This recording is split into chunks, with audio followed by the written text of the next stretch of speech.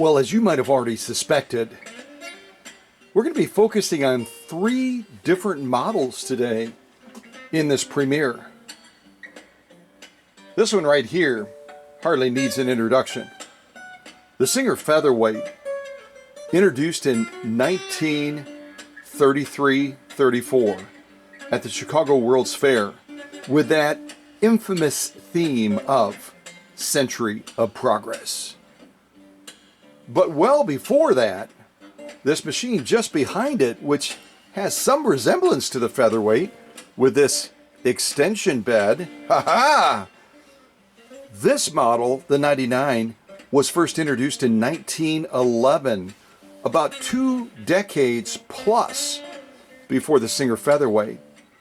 And this particular model right here in the back belongs to Susie, and she's offering it for sale. Not to mention, along with it being super cool with an amazing carrying case as well, it also happens to be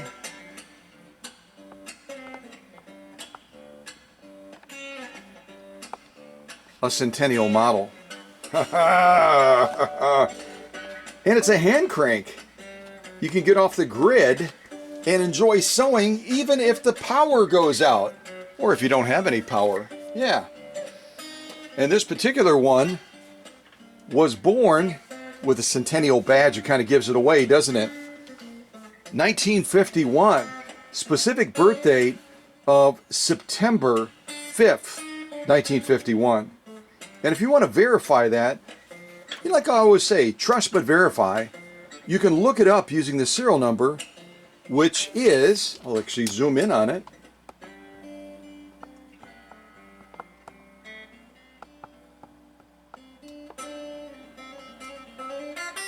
You can look it up for yourself. Good practice. Right at the end of this song, we will begin.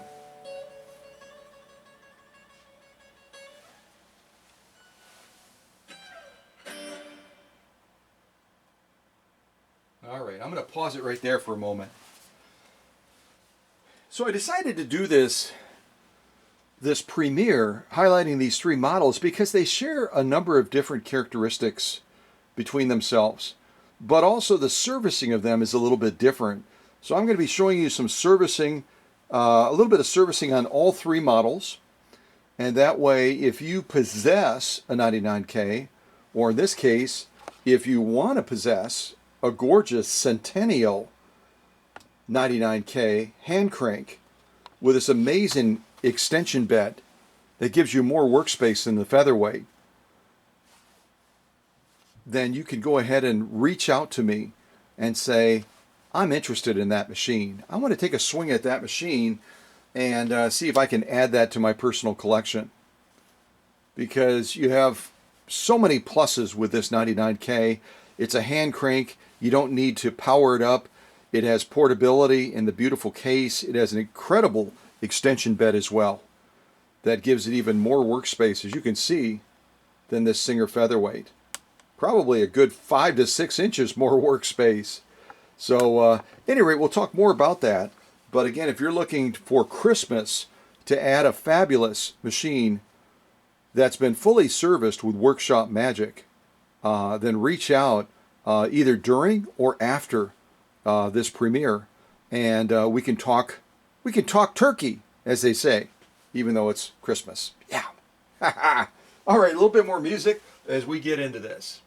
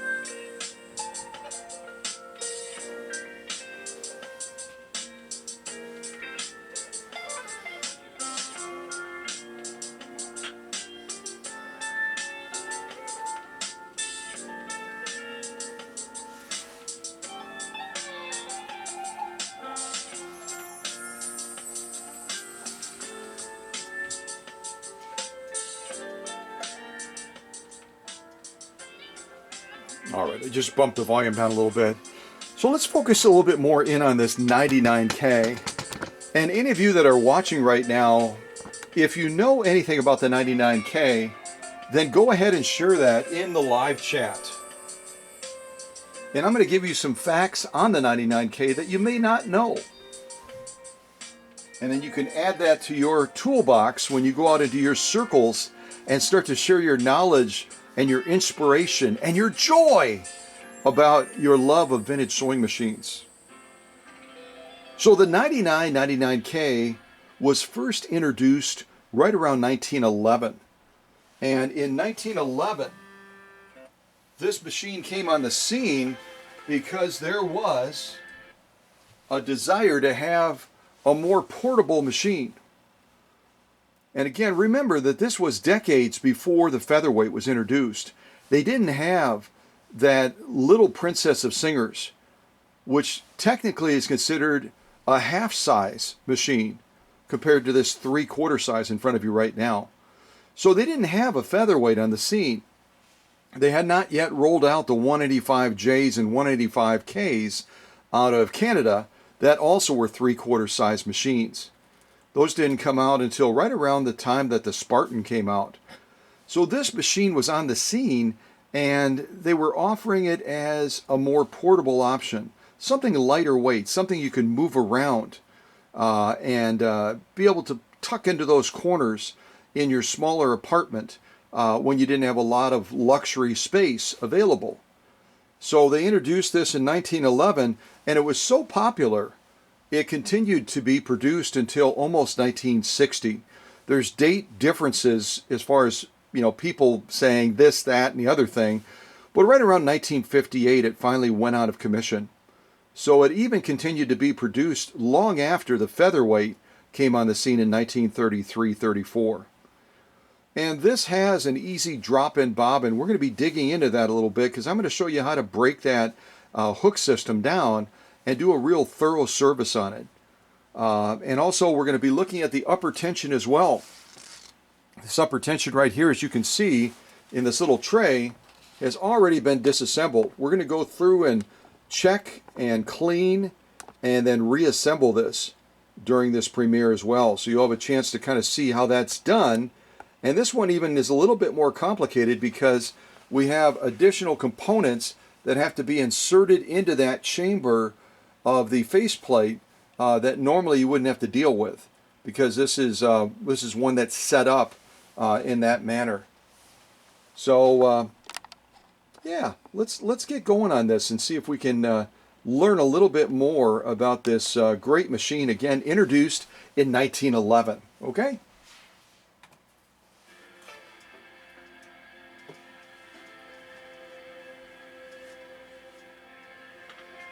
All right, let me bring my chair over here.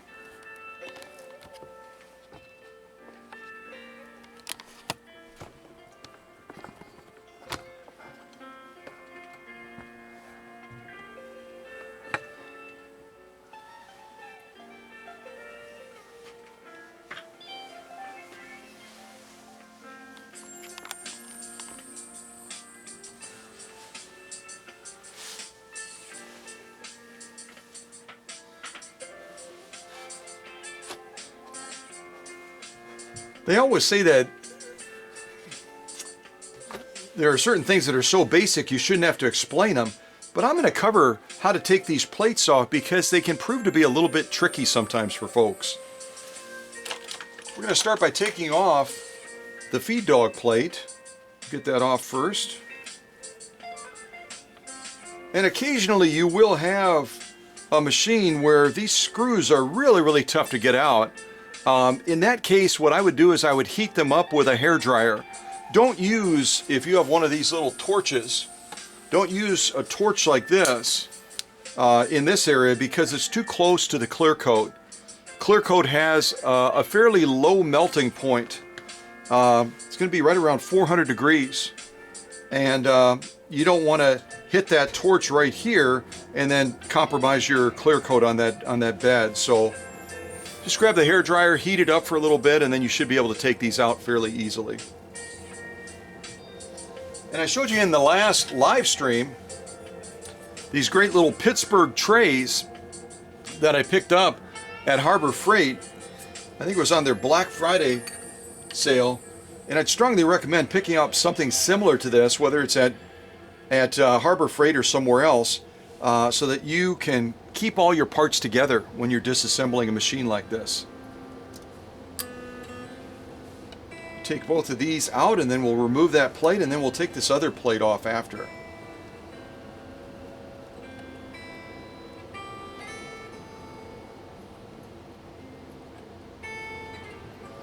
And just a little tip, whenever I'm working near the bed area, I always kind of put my finger behind the screwdriver.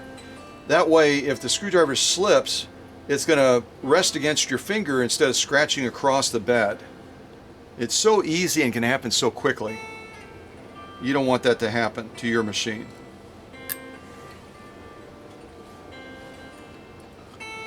So we've got our needle plate off now, and we'll do a little bit of servicing on this as well. Getting that cleaned up. You can see we've got a little bit of oil residue on there. We'll get that off. And then what I do when I'm removing this slide plate right here is don't try taking it off this end, because it's got a locking mechanism so that it doesn't come off automatically. You got to slide it the opposite direction, and I usually rotate the balance wheel so the feed dogs are at the lowest point, and then it makes it a little bit easier to get it by. That, get our, and you just kind of lift it up gently and just continue to walk it across, and then it comes off very, very nicely. Take out our bobbin as well, and again, the neat thing about this model is it's got that cool little ejector, so that you don't have to try to get your fingernail in between there. You just push, and that bobbin pops up straight away, and you can take it out very nicely and very easily. So now we're going to be focusing on this raceway area on this model, which can be just a little bit daunting for some folks. If they open this up, normally they're going to say, well, I'm going to swab this out, maybe clean up around here, blow the, maybe blow the fluff out and the lint and stuff, but I'm not going to go any further than that. You really have to service the machine properly. So let me zoom in a little bit closer and we'll get into this. There we go. Well, the first thing we have to take off is this little finger right here that allows you to calibrate this, this hook system in here. So I'm going to take that little screw out, and then we'll start taking this apart.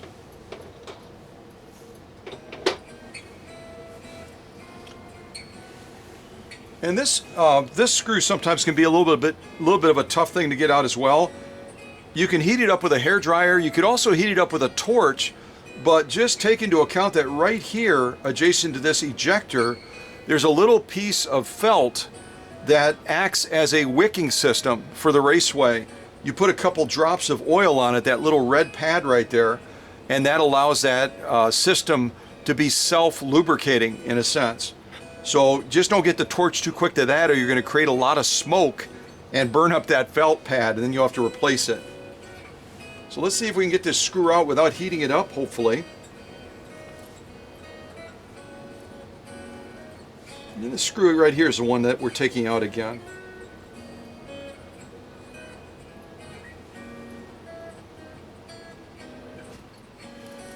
It's a pretty tiny little screw, you can see. And that's why we love these magnetic trays, so that we can put it on there and hopefully not lose it. So now this little finger assembly that allows you to calibrate and position this, bobbin case and also control the hook system interaction with it, you can just pop this up now. What I usually do is I put a little screwdriver under the edge and just kind of pop it up gently.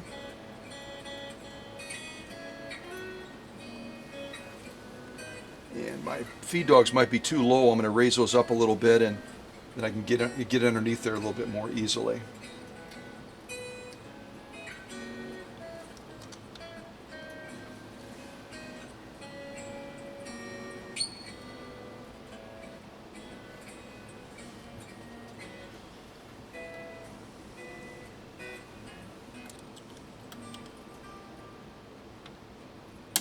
There we go.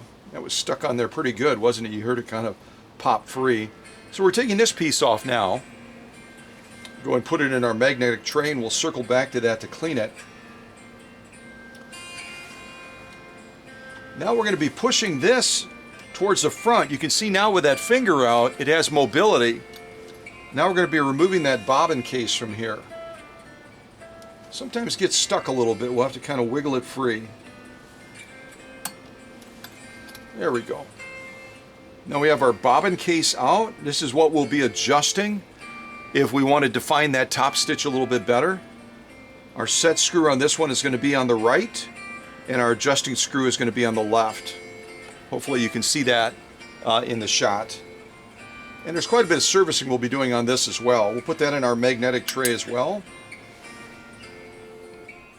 And now we're able to get into this space a little bit better, and rotating that balance wheel, do a little bit more thorough cleaning on this than we otherwise could. Now, as you're seeing the action of that hook system, what kind of hook system are we looking at? Go ahead and type it in the live chat. What kind of hook system are we looking at on this 99K? I'm going to show it to you like that.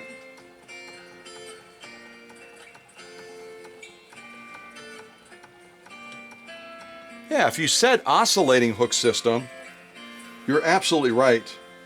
That's an oscillating hook system, and the beauty of the oscillating hook system, again, is that because it's not going a full rotation like a rotary hook, you are able to run much heavier thread through this 99K hand crank than you could with a rotary hook system.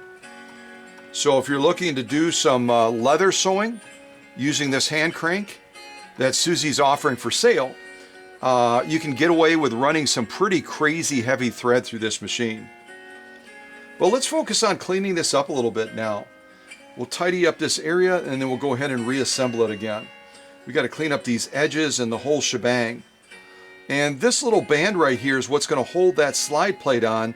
Sometimes you have to adjust this just a little bit by loosening that screw and or tightening the screw to hold that plate more firmly when it's in place.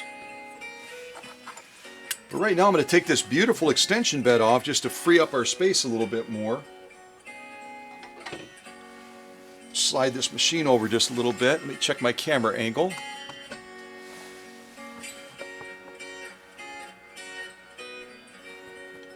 There we go. I think that's pretty good. We can use a variety of tools to clean this up. I use a brush like this to get in between where that hook system is going to be moving. Get any lint, any debris out of there. You can also tuck this in back over here as well. Clean up around the feed dog area. Make sure that there's nothing caught in there.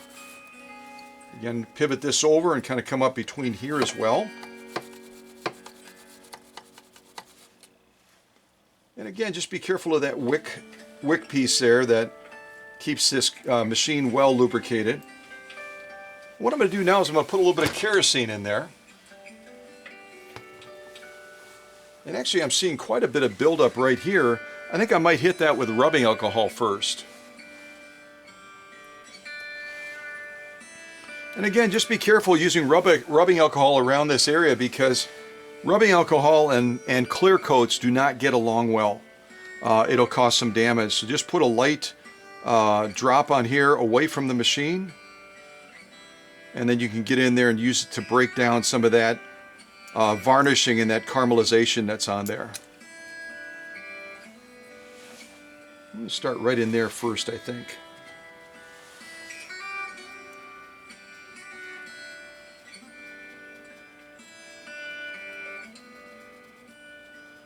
Look at how nicely that works. That rubbing alcohol does an excellent job on metal surfaces of breaking that caramelization and that varnishing down very, very quickly. We've already had a huge impact on there. We're going to do the same thing along the feed dogs over here. You may not be able to see it, but there's quite a bit of varnishing and caramelization on those as well. Go over those and get those cleaned up.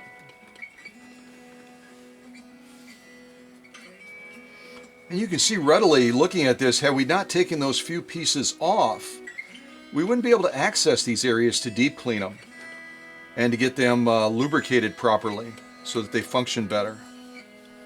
And already look at the impact that we brought. You can see that in the shot.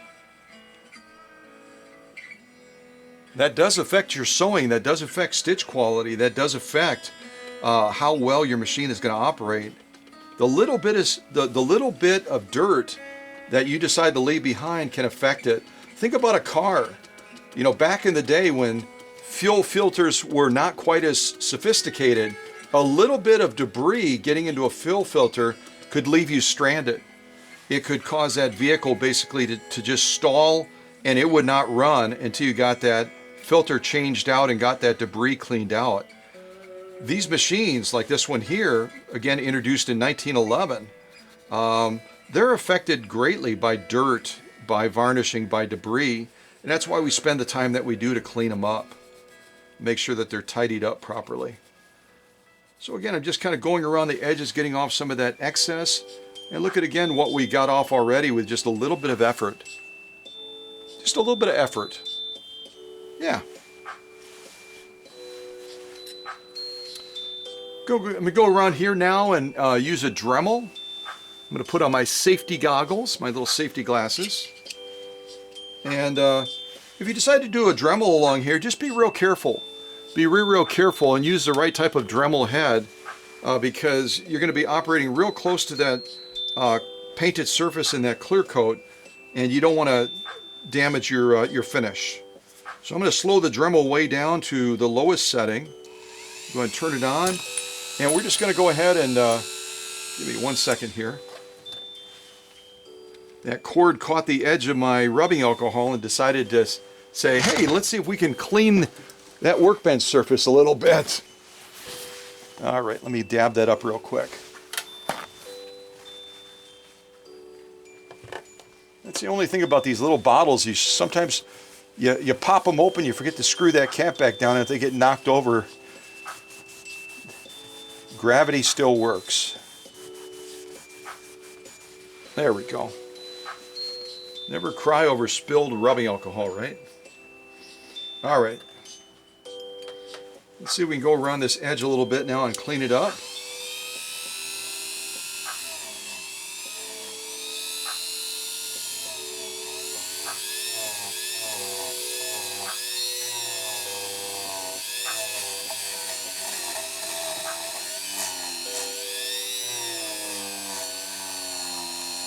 Make sure you angle your Dremel down when you get near the edge, because otherwise those bristles are going to be hitting this edge right here and could cause some damage.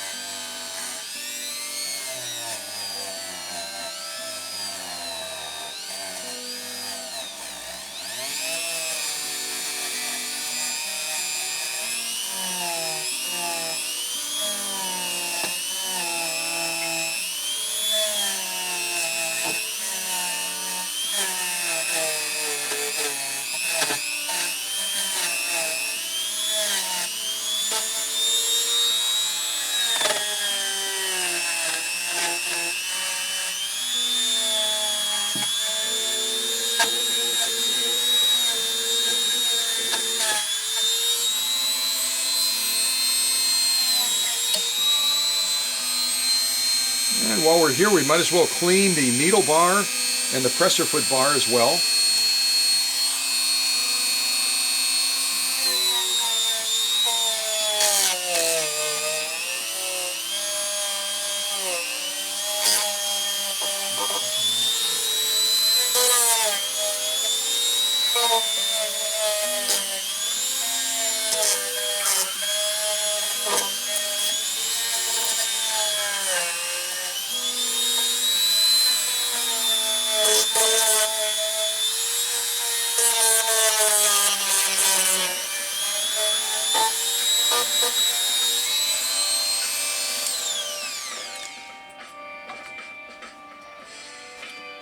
Use just a little bit of air now. We're going to blow off the little bit of debris that's on the bed right now.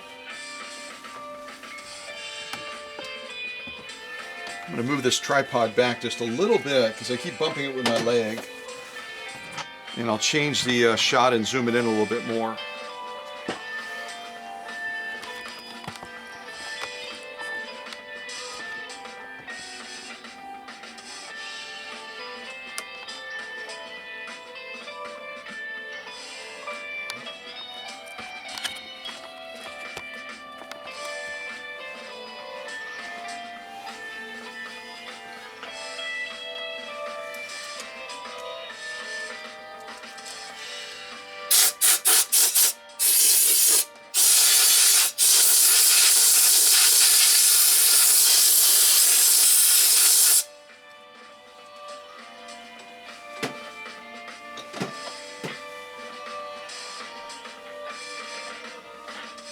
Now we're going to change our Dremel brush from this blade style one to a broom style one, and we're going to do a little bit of tidying up inside of the hook area.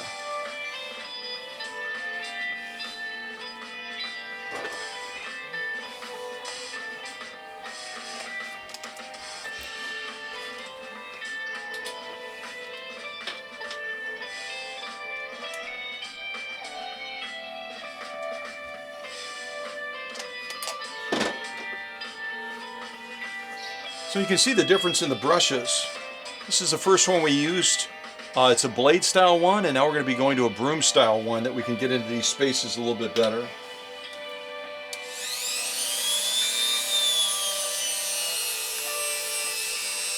some of this might be a little bit harder for you to see, but I'll do my best to stay out of the way so you can see what's going on.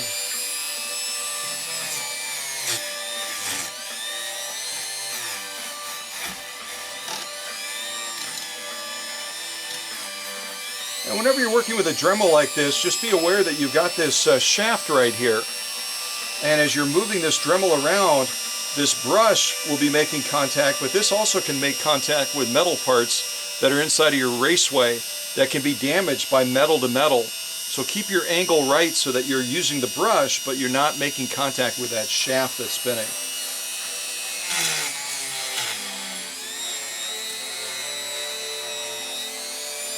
We'll just do a little bit of rotation on the hook system, and then we can get into some other areas that have some debris and stuff caught in them.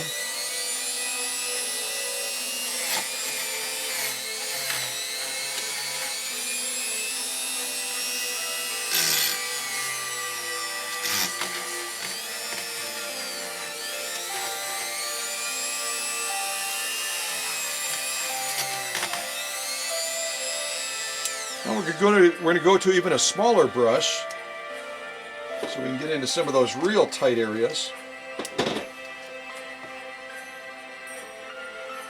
So now we're going to be going from this broom style one to this fine point one right here. Allow us to get into those spaces even tighter.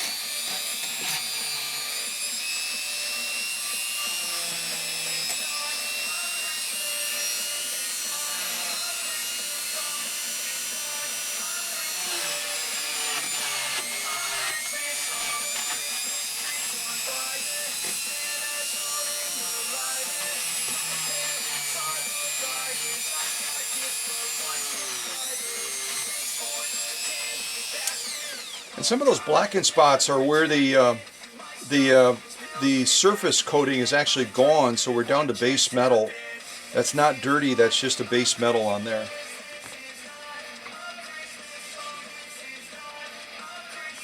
Now we're going to switch over to kerosene. We used rubbing alcohol initially to clean this up. Now we're going to be adding kerosene as a rust inhibitor and a lubrication source, and also an additional cleaning agent. And kerosene and sewing machine oil, remember, are safe near a clear coat finish. Rubbing alcohol is not. So I can even put a little drop of this kerosene on the finish right there. I can leave it there for hours. It's not going to do any harm. In fact, it's going to actually soften that surface and wick out any debris that's stuck in there, causing that finish to be dullened.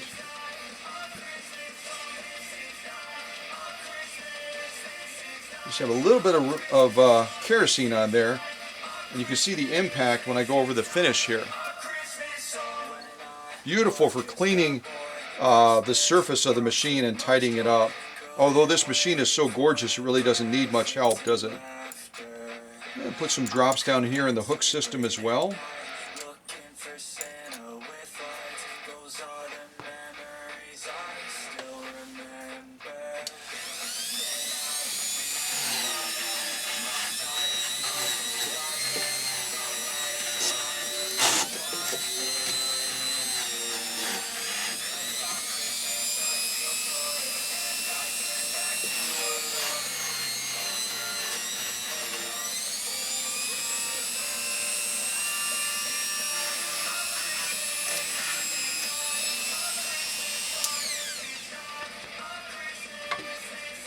Now we're going to go through with Q-tip swabs and remove all of the debris that we've loosened up.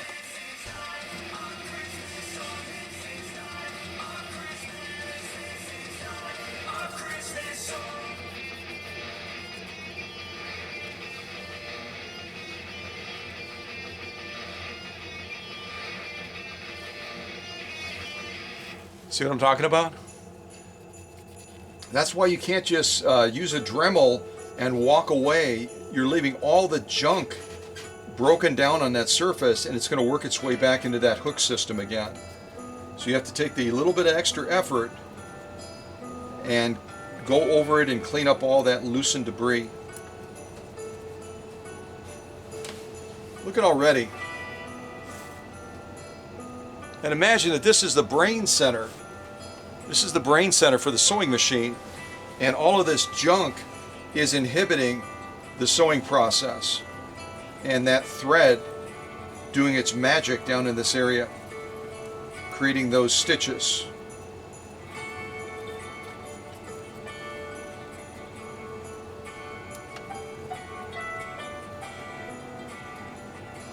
Again, the machine I'm working on right now will receive the standard workshop service, comprehensive service. After this premiere, I'll spend another 8 hours on this machine in preparation for the new owner that's going to buy it from Susie, and then this machine will also receive a lifetime limited warranty because it's gone through the workshop process. Now you can check on eBay and Etsy and Pinterest and everywhere else. Try to find a person offering machines for sale, offering a lifetime warranty. And it's only limited because it takes into account neglect, abuse, etc. Other than that, that guarantee is going to cover you. So if you end up purchasing this hand crank from Susie's collection, you're covered. You can relax and just enjoy the machine.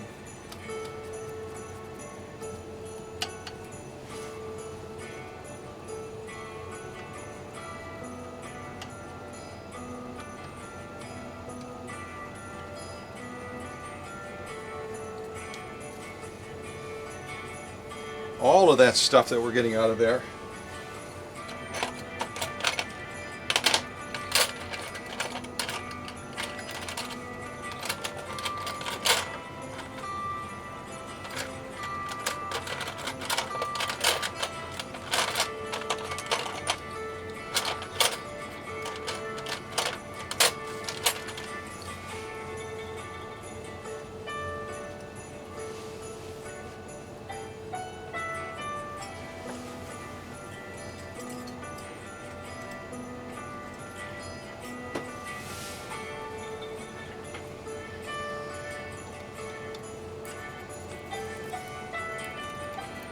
Some of those areas the Dremel brush is not even able to get into them.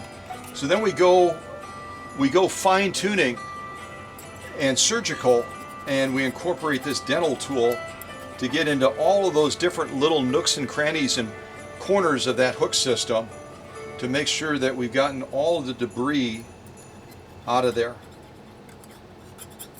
Remember, any of that debris can clog this system up and create issues in the sewing process.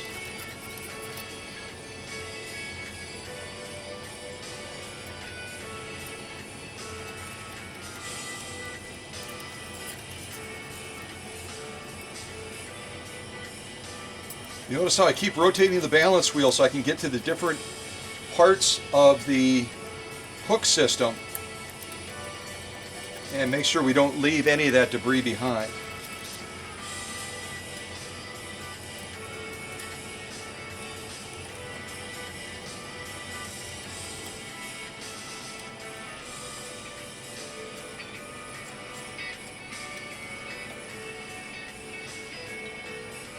I wish you could just feel the action of this. It is so smooth, so ridiculously smooth. Also, we're going to go along these edges where the slide plate moves as well, and very carefully using our dental tool, clean up any additional debris that's underneath there. And I always put my finger on this side, just keep that tool from skipping across and scratching the bed.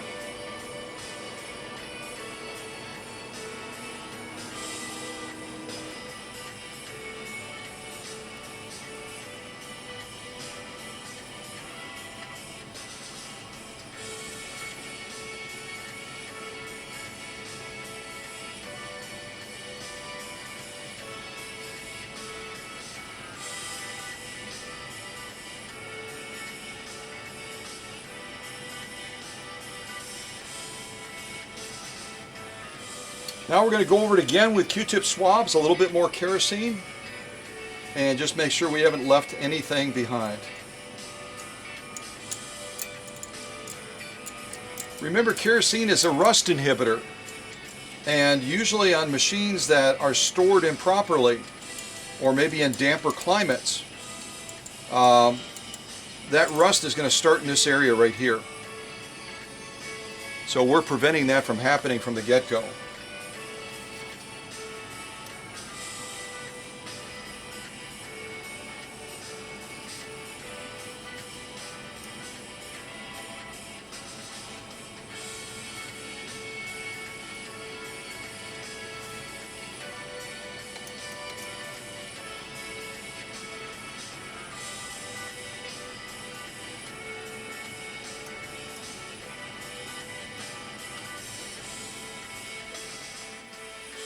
Look at that. Imagine how many times we've already cleaned this. And yet as we apply this process of using the Dremel, using the dental tool, using kerosene, starting out with rubbing alcohol, we loosen that crud up and it just continues to come off until we get all the way down to the base metal and the finish. And then we've got a beautiful clean surface for the magic to happen in this brain center for the sewing machine where all the stitches are created. Alright, let's start putting this back together. Now we're going to focus on the tension on this 99K. First of all, I have our bobbin case, and if you can see in the shot, our bobbin case has quite a bit of varnishing on it. It's really junked up. And this machine came originally from the UK, possibly from Alex Askaroff's workshop, and it was bought by a US customer. And then Susie ended up buying this machine from that US customer with it being fully serviced. But again, we know fully serviced in the workshop is very different from what other people consider fully serviced, right? So we're going to go through this bobbin case very carefully and get it all cleaned up and get it serviced properly.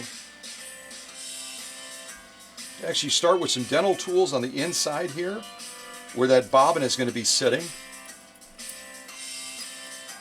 And yes, the 99K does use the same bobbin that the Tool 1-2 does, the Class 66, and a wide variety of other machines in the Singer army of machines. That Class 66 bobbin is just very, very popular, isn't it? So we've broken some stuff up on the inside of there to start. Also going to go underneath here where that tension band is. And then we'll clean this up further using a Dremel tool. But this is such an essential component of the machine, maintaining that tension so we can have nice looking top stitches. We've got to do a really, really thorough job on this one. Alright, let's get out our Dremel now, and we're going to change the head again back to our blade style one.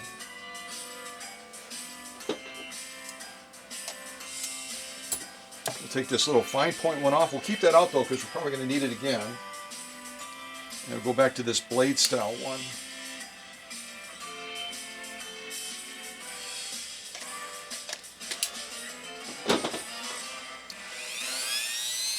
And just get a nice firm grip on here, and you can slide this right in between here and work it around to clean up that section in the middle.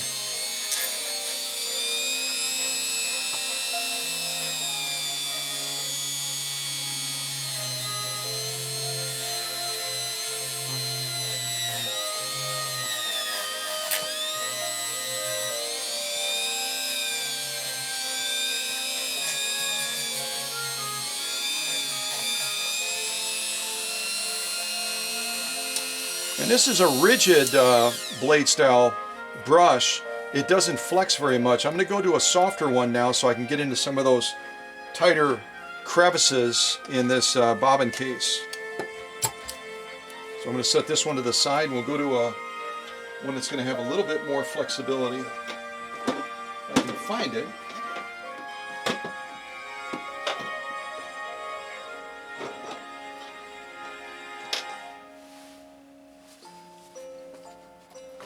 I was working in here last night and I do not see it. What did I do with it? That's okay. I'll go to the broom style one. The broom style one's going to work real well for this as well.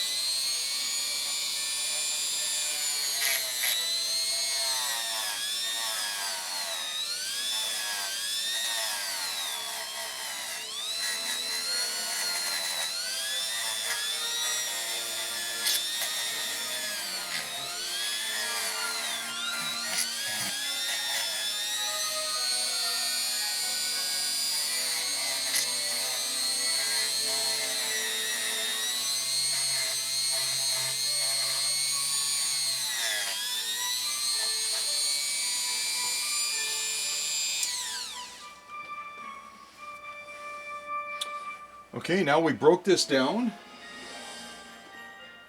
Oh, I just found my other one. Ha ha! There it is. I had it stuck in one of the rags. Let's see here. I'll go with one of my rags. And now what we're going to do is we're going to place this inside of one of these rags like that. And I'm going to hit it with some Windex to get off the oils and stuff, the extra oils that are on there.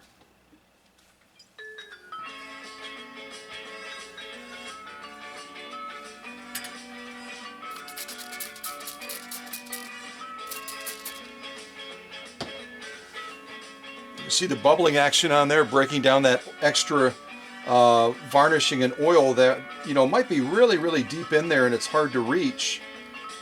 This does a wonderful job of cleaning that up. And then we're going to follow up with some Q-tip swabs. And then lastly, we'll put a light coat of kerosene machine oil on here as well. And then we're going to have a bobbin case assembly that's ready to get the job done.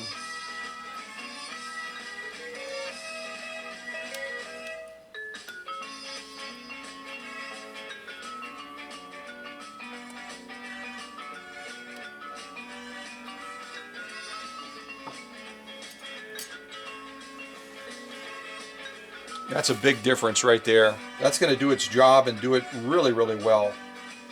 So now we're going to put a little swab of kerosene machine oil on there. We're using a Q-tip swab to get it nice and dampened.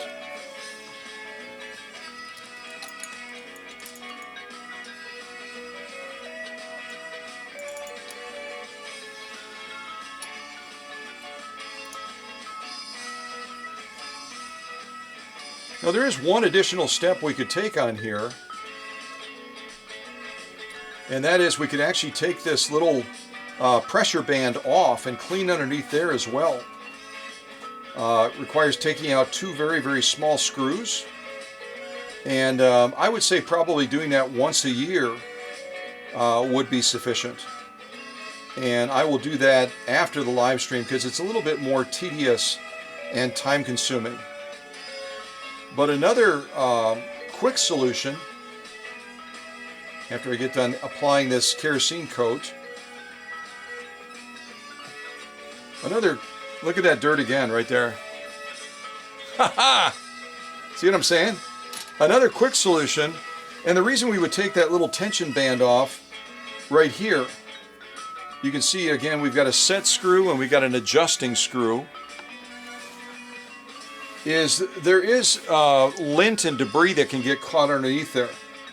But another quicker solution, because there's just a little bit of a gap between there, is we can also carefully hit it with our torch, and if there's any debris in there, it's going to vaporize that debris. So I'm going to hold it like this, so you can see, and we just go like this, a couple quick little bursts, 1,000 degrees, and a flame hitting anything that's in there to vaporize it.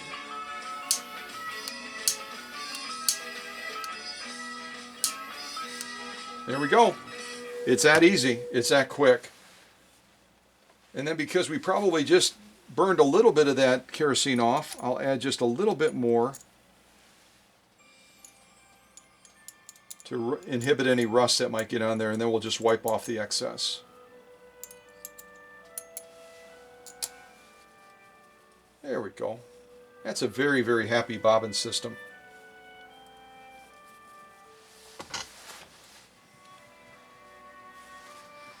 All right, now we're going to be applying the process of reassembly.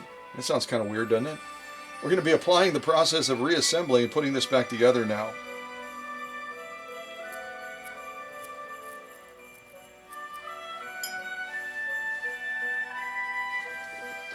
You're going to slide it in, kind of like that. You kind of drop it in. It rests right on the ledge. You see it's going to be resting on that ledge. And when this is in place, this will be stationary and the hook will be moving it underneath. I'll see if I can hold that in position as if we're actually operating. So you can see the hook is moving underneath and the bobbin case rests on top of it. But now we have to put that bolt back in and the finger and adjust this so that it's proper. It needs to be adjusted so that when the sewing process is going on and creating that knot, there's enough room for that thread to pass through without getting snagged, but not so much that this is going to have excessive movement. So we're going to move that back into a center position. I'm going to check the play of it. We want just a little bit of movement. See that? A little bit of movement. If I push this over too far, we're going to eliminate that movement and it's going to cause that thread to be breaking. So I'm adjusting this back right here. We'll get that movement, probably about 1 to 2 millimeters of movement. We're going to put our finger back in after we clean it. This is our little finger right here that we took out. Look at how dirty that is on the back of there, if you can see that. We're going to go over this as well. And we can use a variety of different things to clean this. We can use our Dremel. We can use rubbing alcohol. Whole variety of things. So I think we'll use a little bit of rubbing alcohol to start. Let me widen this shot just a little bit. There we go. A little bit more.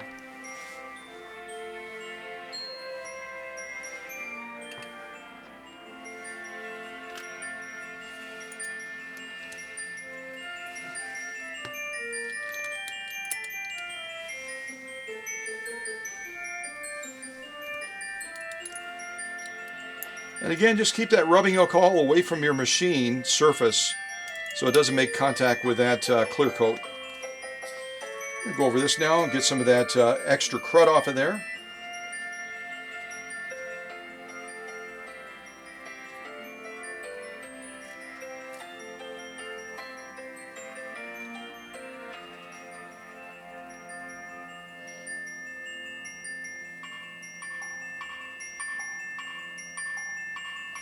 Take a look at that.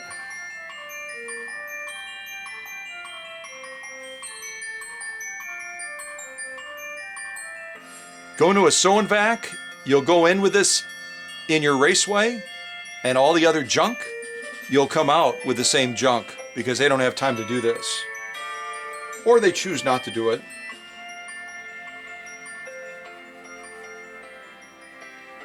Again, this is your brain center for the sewing machine. It's going to be the creation spot for your stitches. So why wouldn't you take extra time to make sure that it's in perfect operating condition, right? Yeah. Just makes sense.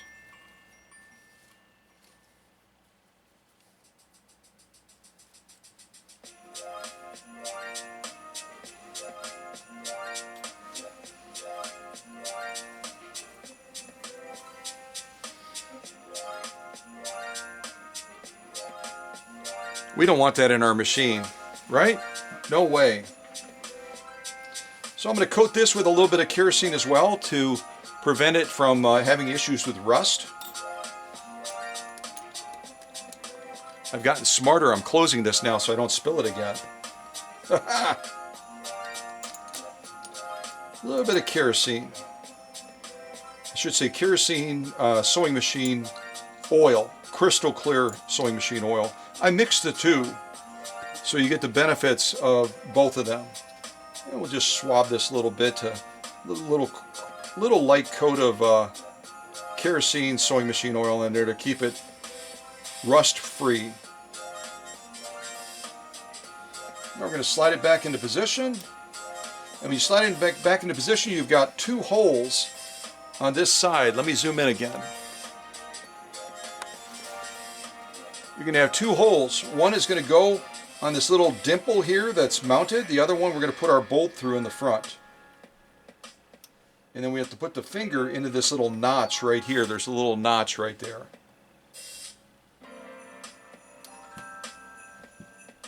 And you just kind of push down on it a little bit.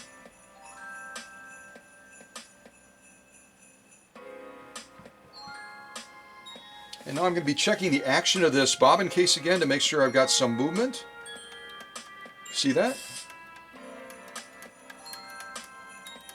Spot on. I'm going to put that bolt back in, but we have to first of all, I shouldn't say bolt. Haha, it's more of a tiny little screw, isn't it? It's more of a tiny little screw than a bolt. But I guess it's technically a bolt because of the threading. And this is surprisingly very, very clean. We'll just put a little bit of kerosene on it. Just a wee bit of kerosene. And then we'll put that screw back into place.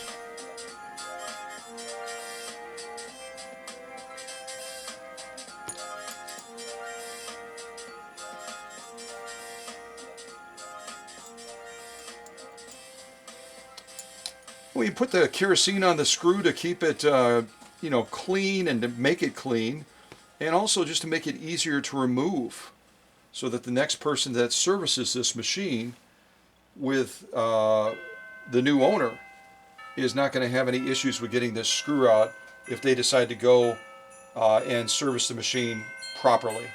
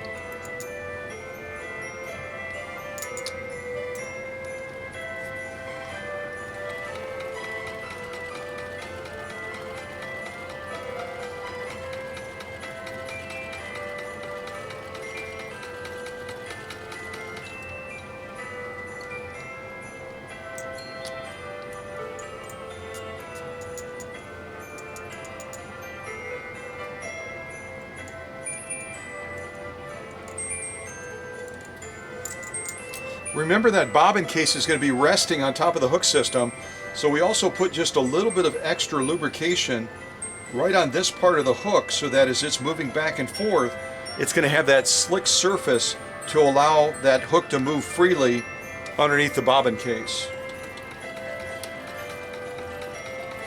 Oh, that turns so nice.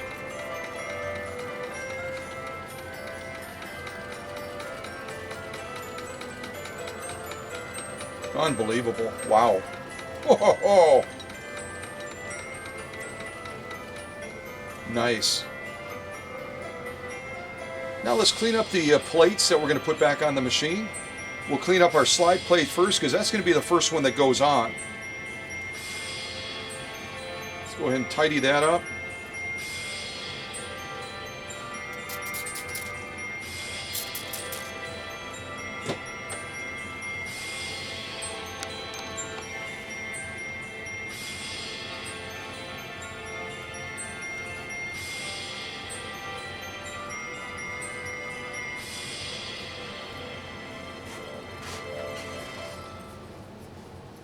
That all cleaned up, nice and clean, and ready to be some of that eye jewelry on the machine, right?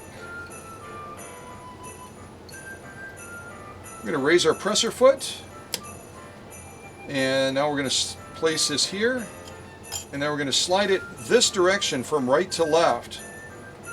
See if we can get it into position without having to use a screwdriver to pop one of these little bands up, hopefully. Downward pressure, sliding at the same time. Drops down. And our plate is in place. That's the easiest way to put this plate on, and you have to do the opposite to get it off, like you saw me do. You slide it from left to right to get it off, and then you put it on first, get it into position. It's nice and secure. And then we add our throat plate feed dog cover next after that.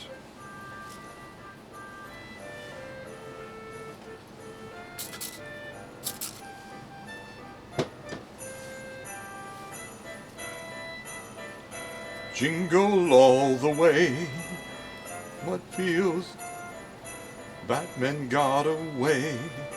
Jingle bells, Batman smells, Robin laid an egg. The Batmobile lost its wheel and Joker got away. Alright, kids, that's not the real song, just so you know. If you're with Grandma right now and you're saying to Grandma, are those the real words? Yeah, they are. They are the real words for sure. Alright, let's tidy up these screws as well. And we got a lot of crud on these threads. We're going to go ahead and use the Dremel to clean up the threads on these screws so that they're going to be able to hold this plate more securely and also come out more easily the next time it needs servicing. Jingle bells, Batman smells, Robin laid an egg. Batmobile lost a wheel and Joker got away. Actually, I'm going to use this one. This is what I was talking about before. One is a rigid style brush. This one here, the bristles are real tight and snug. These are going to be more free moving, so you'll be able to. These will flex and get into some of the deeper spaces. All kinds of Dremel toys, right? All the way. Bum bum bum bum bum bum bum bum bum bum bum bum bum.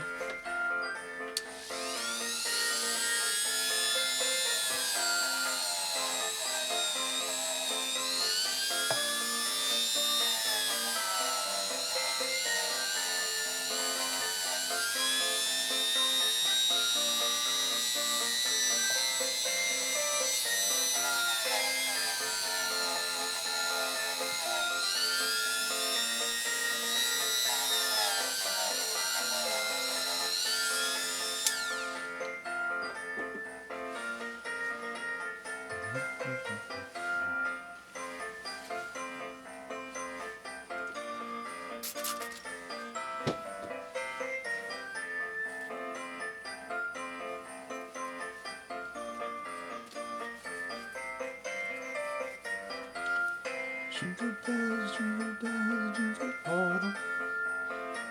It is to ride in one horse open sleigh.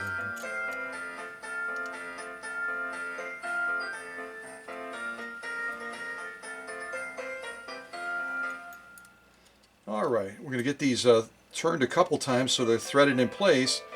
And then we're going to grab our Crystal White sewing machine oil. And we're going to put just a little bit of oil on those threads. Just a little bit of oil.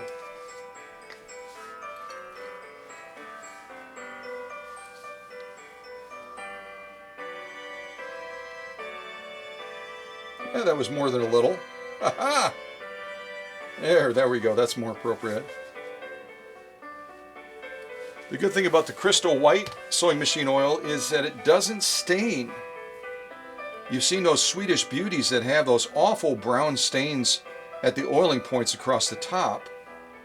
And they're really tough to get clean. It's because the oil that originally was used had a brown coloration to it. And it's just awful for plastic,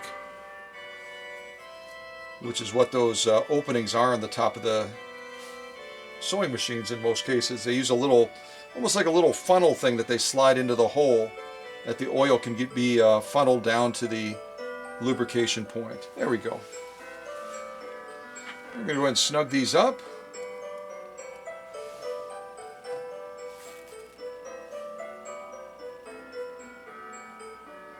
Again, just be careful whenever you're using a screwdriver next to the bed of your machine so you don't slip with it. And I tighten these kind of like the lugs on tires. I go gradual, both sides evenly. And you know, again, the reason we clean that track underneath here, when we had these plates off, we used rubbing alcohol, we used kerosene, we used the dental tool to clean these tracks, is so that slide plate, and because this feed dog plate will then be attached and settled all the way down into their track. If you don't get all that crud out of there, it actually pushes these plates up. It makes it difficult to open the slide plate, and it also raises this up, which then takes away some of the action of the feed dogs, because this is raised up, almost like on the Slant-O-Matic machines that have that throat plate slider that pushes the plate up instead of dropping the feed dogs. The higher this is up, the less action you'll get from the feed dogs, which means your material feed will be off. So it's always important you clean very thoroughly in that track underneath the plate so that the plate can be all the way down in its proper position.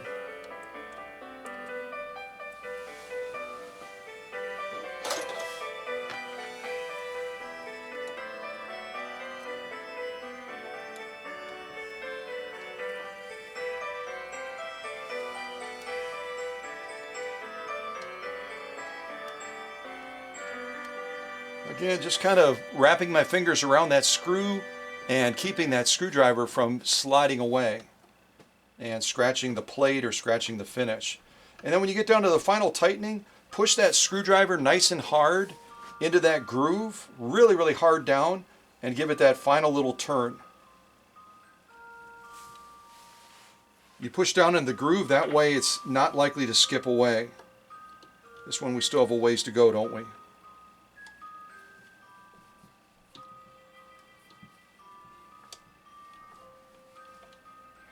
There we go. Final turn, push down hard, give it a turn. Now our plate's in place, our feed dogs are fully up, and we're going to enjoy the benefit of that. We'll just put an extra little drop of oil, the crystal white, in that track so that slide plate's going to move even easier for our new owner.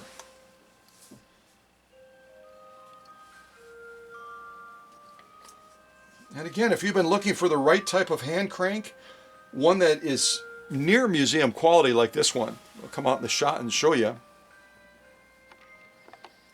Just an absolute gorgeous 99K hand crank, again from 1951, which means it has that Centennial badge mark. This is a machine that you'll want to express an interest in, maybe even before the premiere is over. You know, in the past, these machines have sold even before the premiere is over. I believe it was Mindy out in Las Vegas that scooped up that other hand crank, didn't even see it sew, and was all ready to make a buying decision, knowing it's coming from the workshop. So I'm just sliding this back and forth a couple times. That lubricant, that crystal white that we just put on, is now going to lubricate the bottom of those tracks on the slide plate to make it open that much easier. Yeah, there we go. And that, ladies and gentlemen, is the servicing of the Raceway on a 99K. You can do the same thing with the Spartan. It has the identical Raceway. We'll take a look at that in just a second.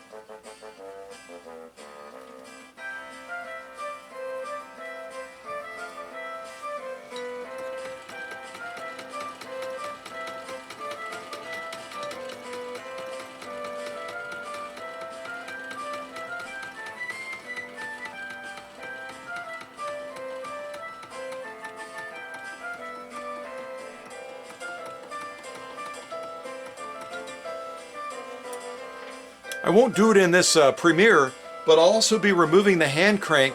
The hand crank has about 13 service points on it that need to be maintained to keep it turning smoothly like you see it doing right now. So if you have a hand crank, make sure you're servicing your hand crank itself as well. It's one of those things, once you attach it, you kind of forget about it. But you really got to take care of that just like the rest of the machine.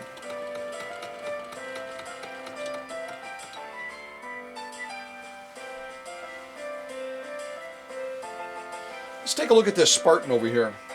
I'll put my bobbin back in place first. Oh, this is some really yucky old thread.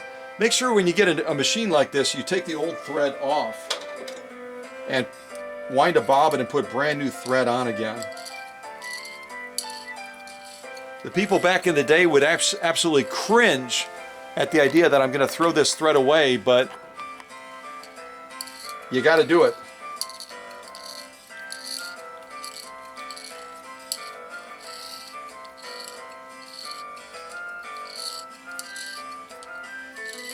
Stuff looks like it was stained with coffee.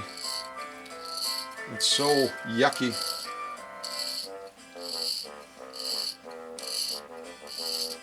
And if you're the one that ends up purchasing this hand crank that belongs to Susie, I will do a full live stream showing it going through a wide variety of sewing, including leather, before the machine is shipped off to you. Okay? And we will mention you as the new owner. Yeah.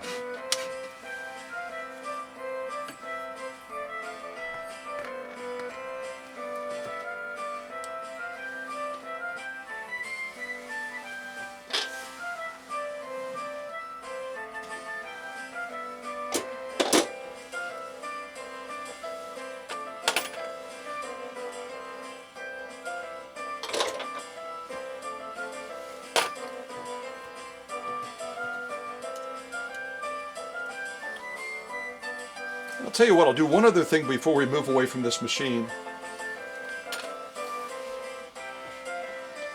Check my alignment of the camera.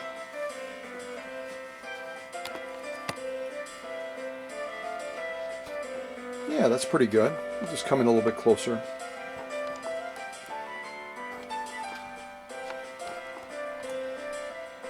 Let's see, maybe right about there. Let's look at this upper tension real quick. It's going to be a little bit of a different upper tension. I might have to zoom in even closer.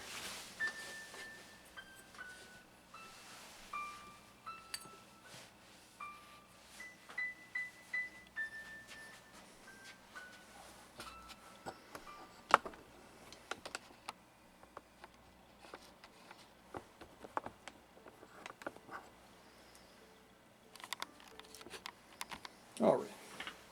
We'll tidy this up and then move over to that Spartan, kind of check that one out. And then the last machine we'll try to fit into this Premiere, assuming I don't run out of time, is going to be the Featherweight. I'll show you a couple of unique things on the Featherweight. Okay. There we go. It's pretty much centered, I think. So the first thing we're going to focus on is going to be this right here. This is going to be our mounting stem for the assembly. We're going to have to actually screw this into this along with this spring here as well. All three of these are going to go together. Where's my camera? All three of these are going to go together. So let's focus on tidying those up first, and then we'll reassemble this.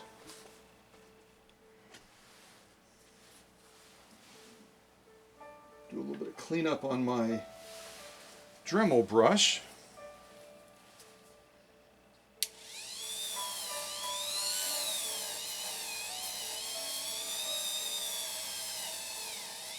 See why you want to clean your brush periodically? Look at all that stuff we just got off of it.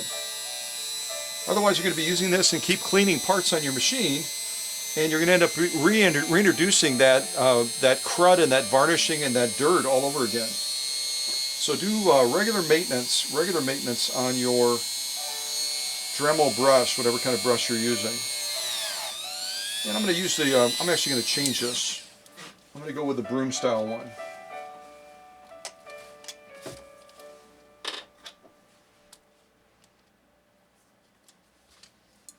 use the broom style one for this. It's going to work a little bit better.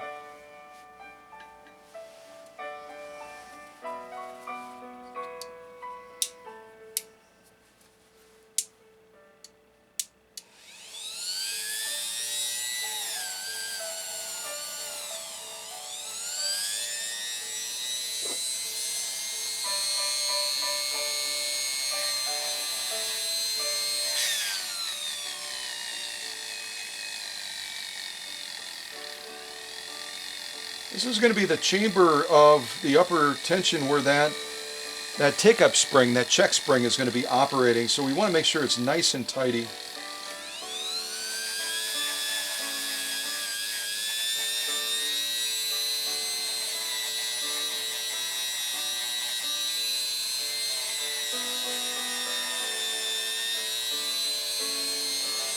And when you're trying to take this apart, you might have to use two tools to hold it in place to get that stem out, because when that stem sits in there for decades, it's going to be almost cemented in there. I'll show you what I mean in just a moment. I'm going to clean that next.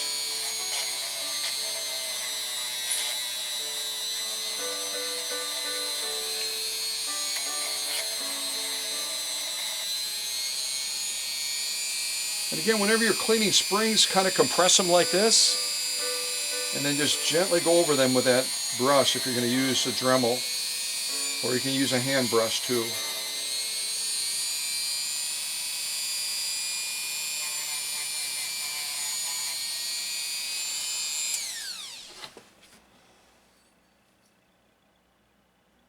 Alignment is just a little off on this. I'm just going to adjust it slightly.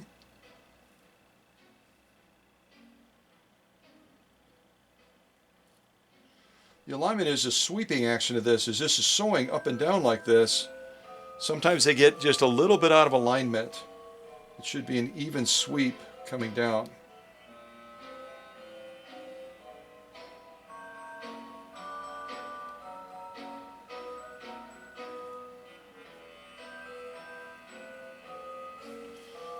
All right, let's go ahead and clean these up a little bit further.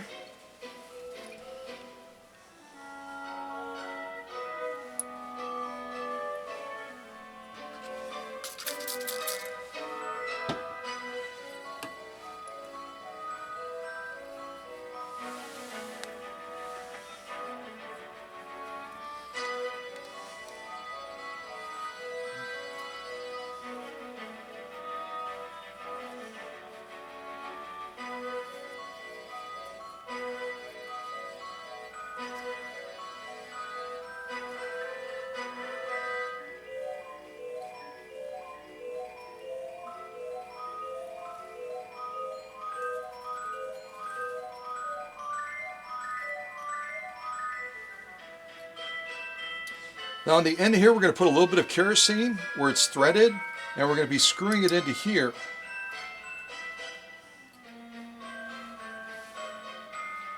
But we also have to incorporate that spring at the same time.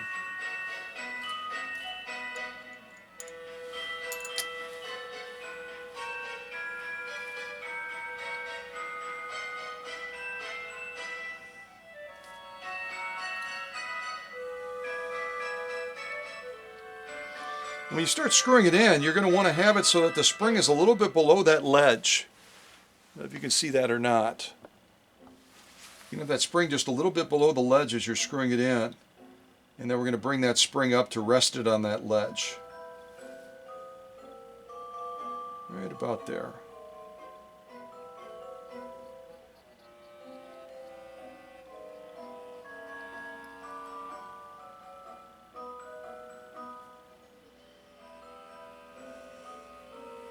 You can see I brought that up on the ledge now, so I'm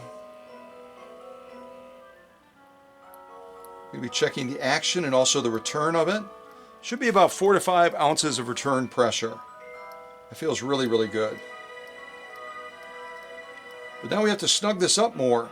So I'm going to use a tool very carefully to do that with. And when you grip this, you don't want to grip it like this, from this end to this end, because you can crunch these in. You know what I mean? Like this. You want to come from this angle so that you're in a safe spot. and then just give it a nice firm turn to lock it into place.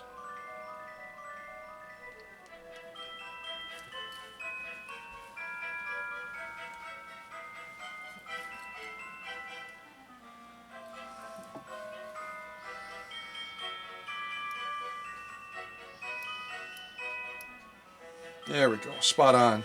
And then I always put one extra little drop of oil or kerosene right here, because we're going to be adding the release pin now. Let that run down in there. Another little drop by the spring as well. Keep that spring nice and lubricated so that it's moving freely. Yeah, beautiful, beautiful. Let's set that right there. Now we need to clean up our release pin, which has a, may not be able to see it in the shop, but it has a lot of varnishing on it right now. We're going to go ahead and tidy that up next. And I'm going to change the Dremel brush again.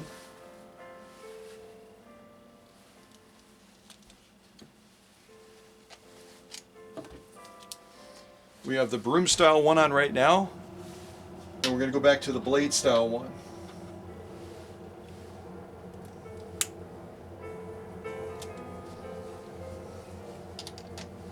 Blade style one's going to have a little bit more cutting action, and that's what we need to get this pin really, really nice and clean. Going to take your Dremel on the edge a little bit, and it creates even more of a cutting action.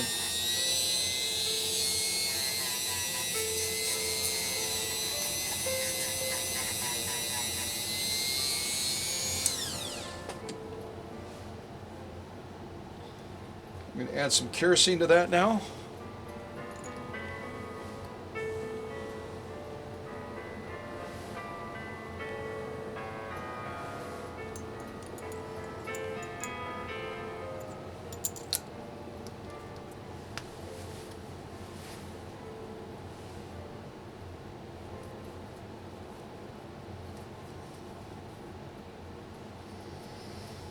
I just wiped it off because we just got done polishing it to get the debris off. Now we'll put just a little bit more lubrication on it.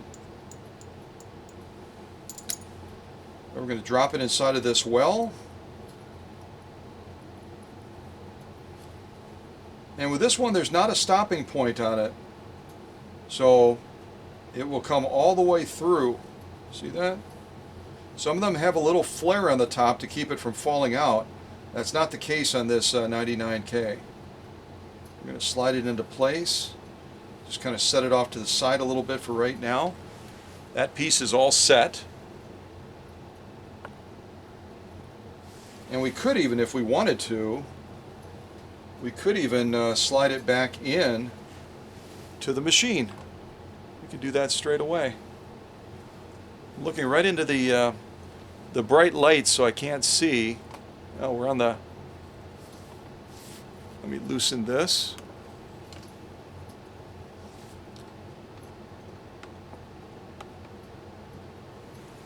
I think we're facing the correct,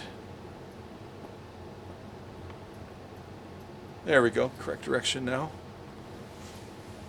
And again, you've got that pin, don't let that pin fall out. Make sure your presser foot lever is in the down position when you do this. I just moved my presser foot lever down so that it's not pushing against that pin.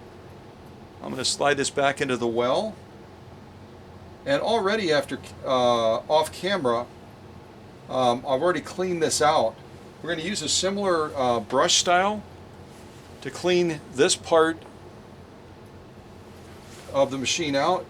You'll go like this and just slide it right in. Make sure that's really, really nice and clean in there.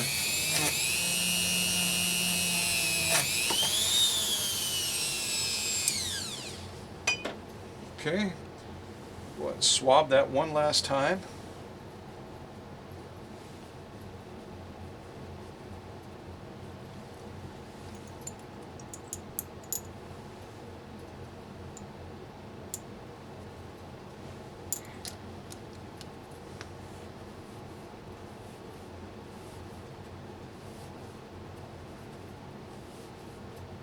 And I just put a little bit of kerosene, sewing machine oil in there. See that? Dirt is hiding everywhere. Everywhere. All right, so we're going to slide that back in again now.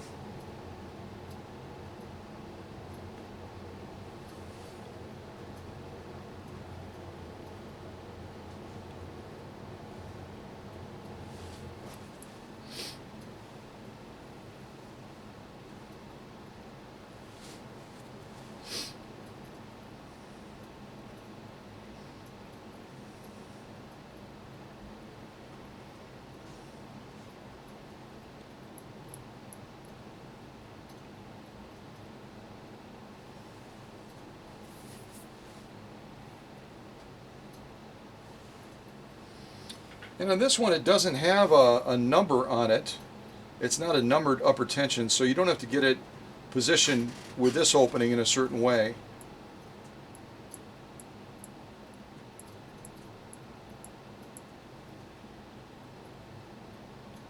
What I'm doing is I'm just doing some fine adjustments on it so we're getting the proper sweep action from that check spring.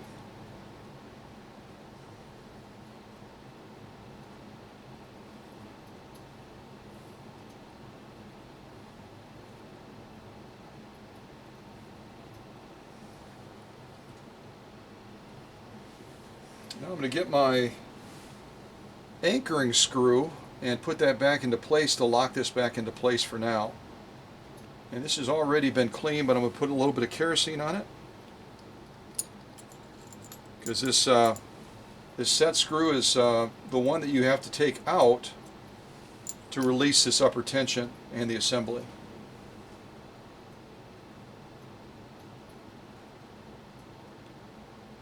Get that starting to turn.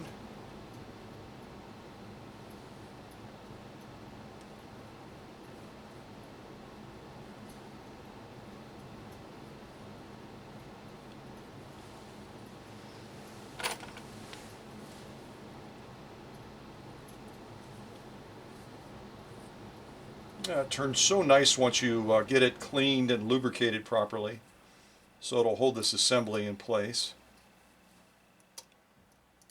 All right, let me change out the screwdrivers now. We'll go to something that's have a little bit of a finer point.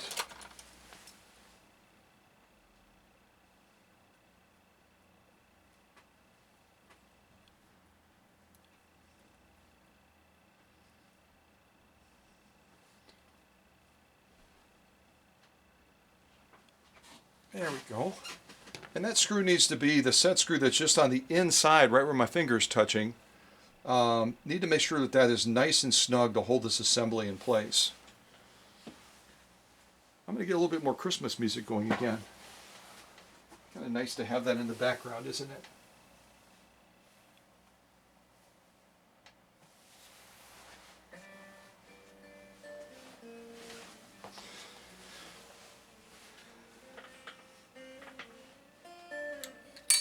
All right, let's focus on our tension discs now. I've already done a pre-cleaning on these, so they're in really good condition. I'm just going to go ahead and go over them one more time with a little bit of Windex type cleaner.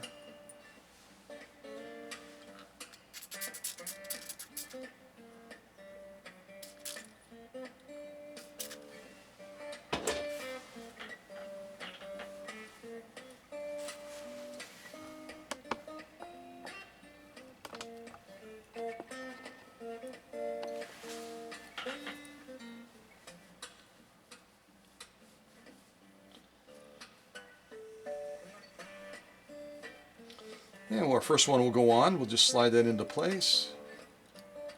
You have to kind of wiggle it a little bit past that check spring, just so you're aware of that.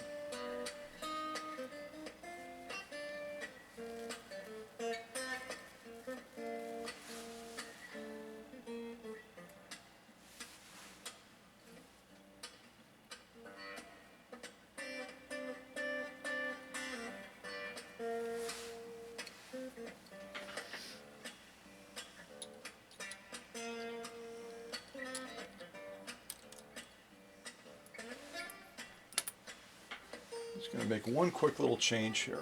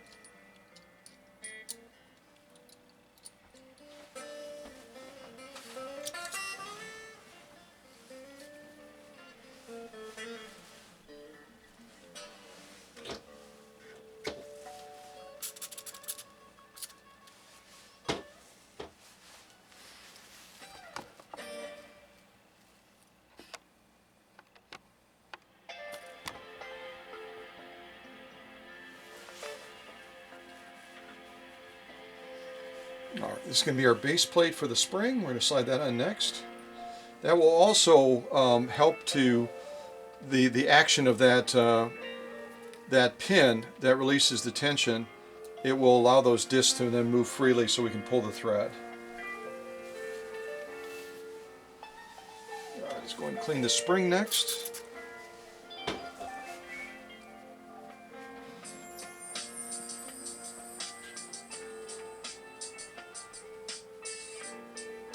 And again, when you're putting the spring on, give yourself the letter E. You can see the letter E right there.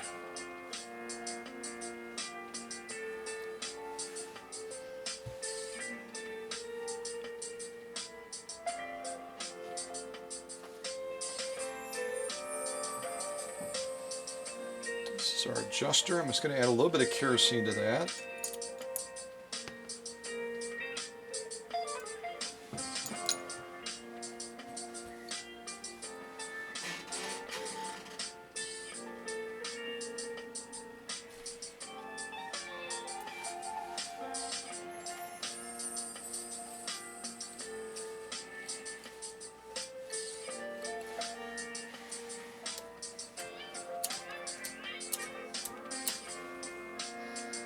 Just checking the action of that pin. Make sure we're getting a good release on the discs. You can see we are.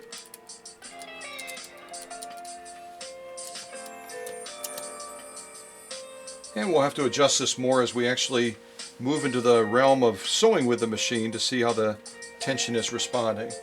But that's a quick and dirty cleaning of this type of upper tension. It's going to be different than other Singer ones that we've looked at previously. Very different from the one that we're going to look at on the Spartan right now. We'll take a look at that one next.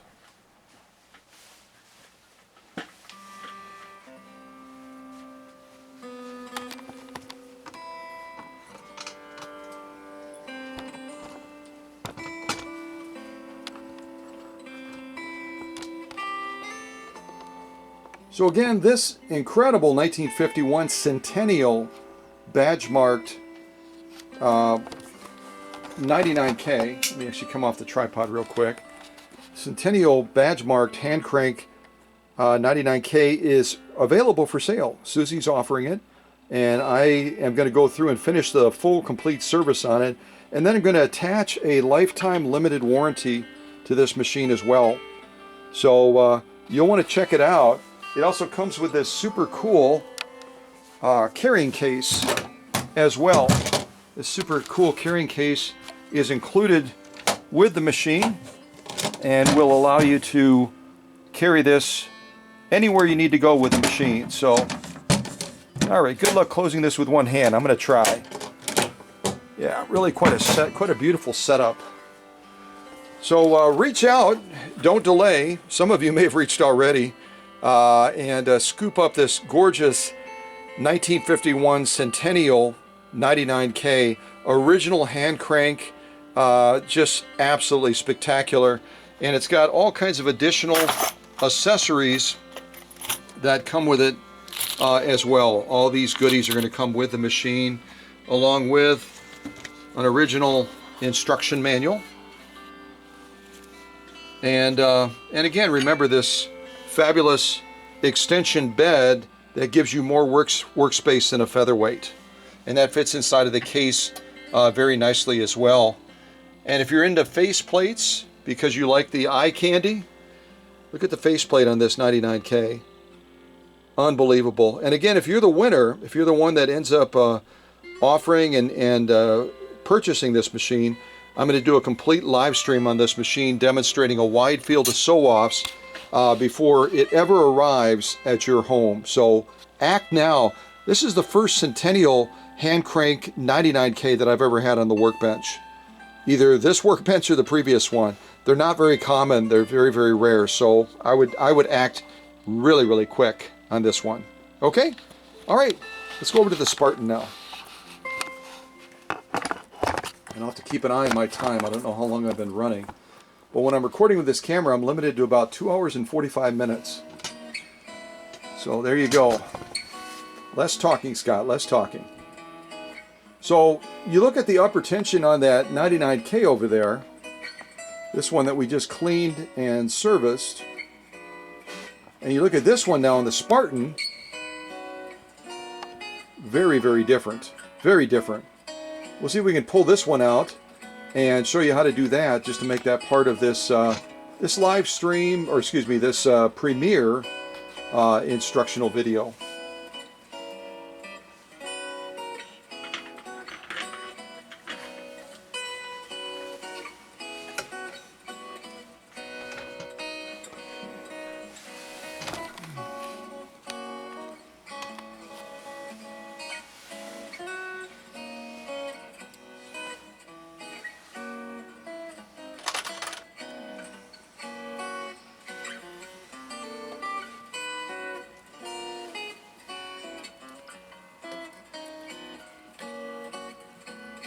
And I'm only beginning the service on this this Spartan, so if we see any dirt, it hasn't been dealt with yet.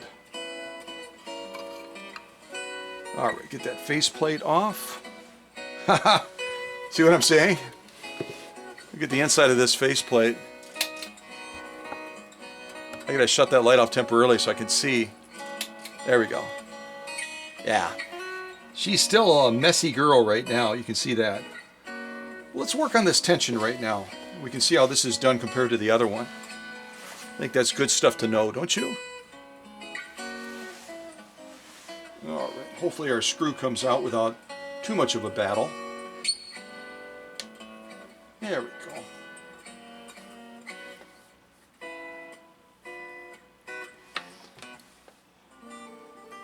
Give her a little wiggle and you can take out the whole assembly then.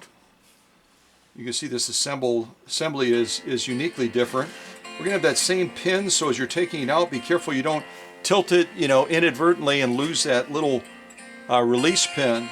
They're all going to be a little bit different and be different lengths, so you want to make sure you have the appropriate one for your machine. I'll just do a quick measurement to tell you so you know what the length is on this pin release for the 99K and also for the Spartan.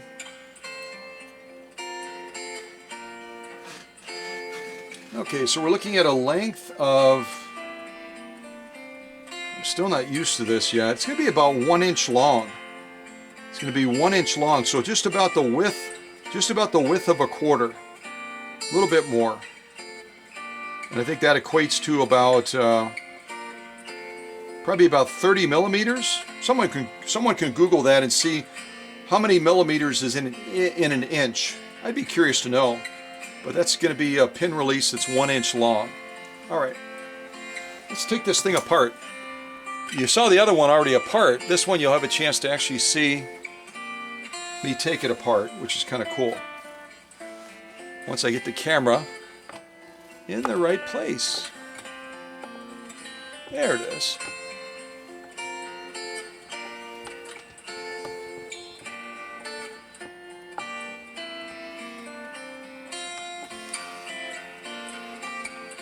Okay, slide the Spartan back just a little bit. So the first thing you're going to do with this,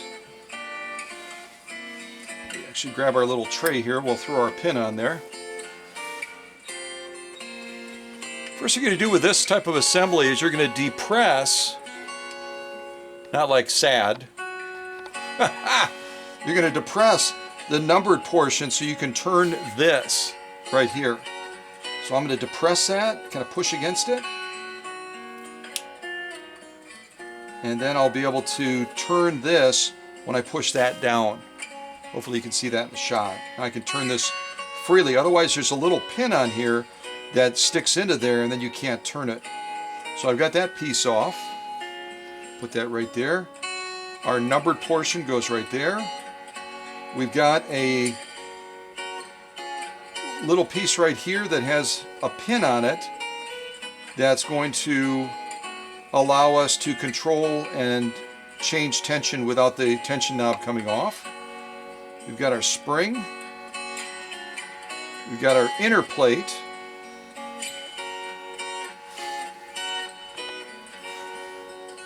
We've got our first disc, our second disc,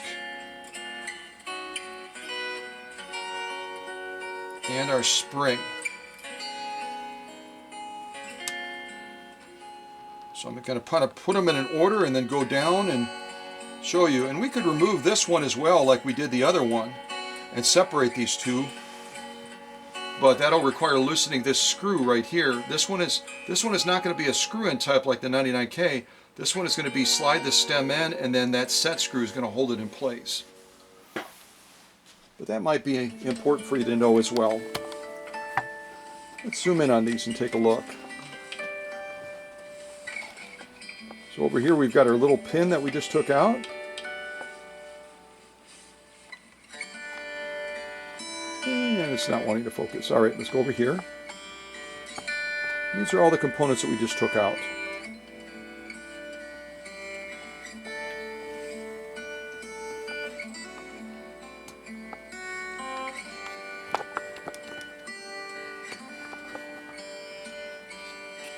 I think I'll leave it at that distance so you can see the whole thing. So if we want to separate these two for more thorough cleaning, what we're going to do is we're going to use a screwdriver similar to this. We're going to loosen this screw on the end. You see the screw right there.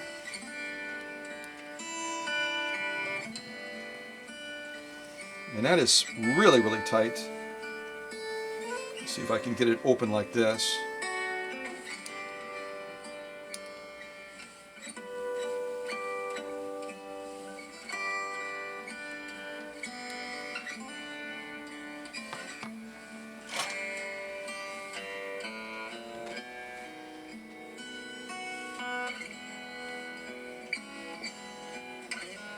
Yeah, we've got to watch that screw, we don't lose it.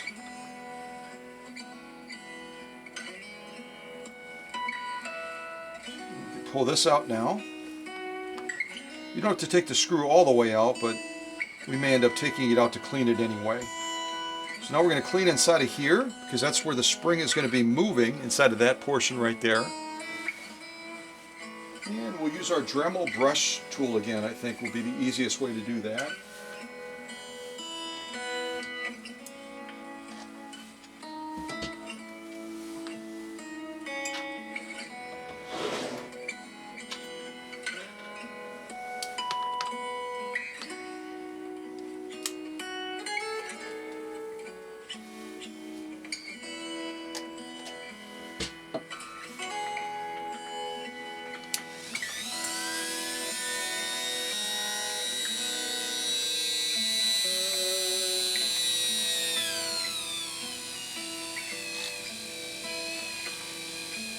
And again, the check or the take-up spring is going to work with the take-up arm to define that lock stitch.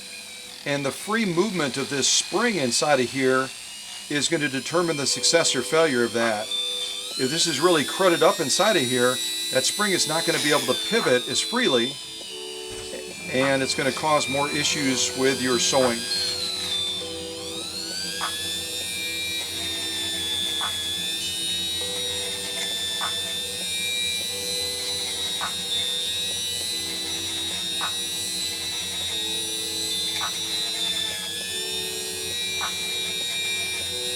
And like the other one, the spring is going to be moving on this little track right here. You want to make sure that that track is nice and clean.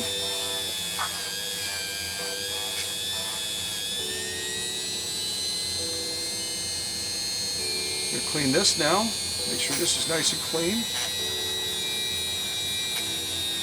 And we'll go over these with a little bit of Windex to get all that debris that we've broken loose off of there.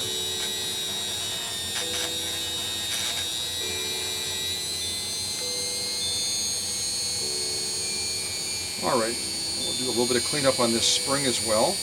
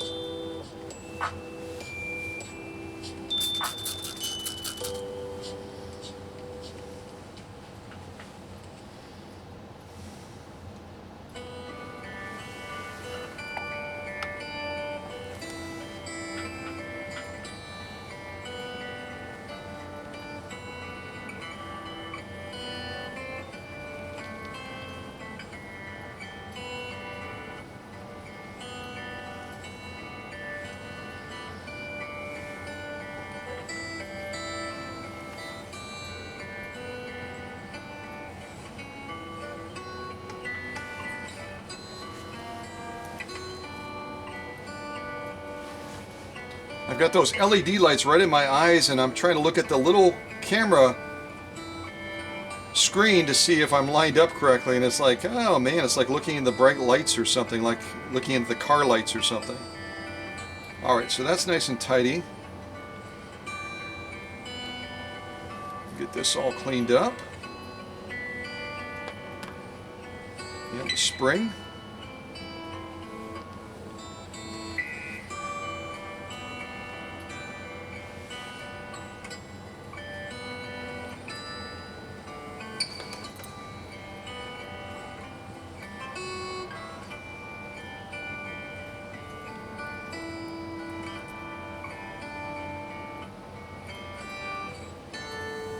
There we go.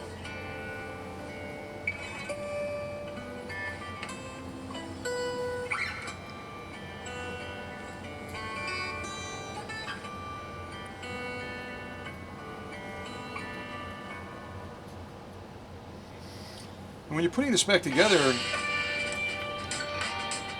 can be a little bit tricky because you got to get the right tension. This is going to have a different spring set on it than the other one.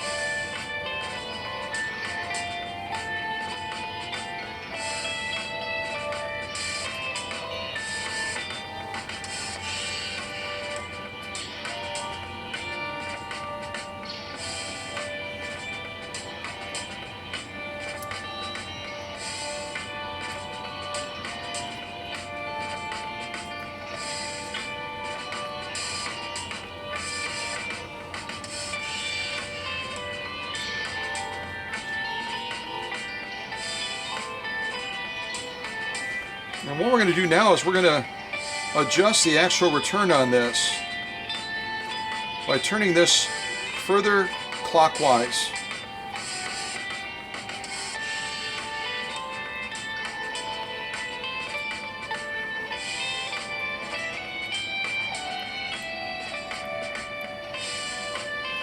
And once we get the right return action,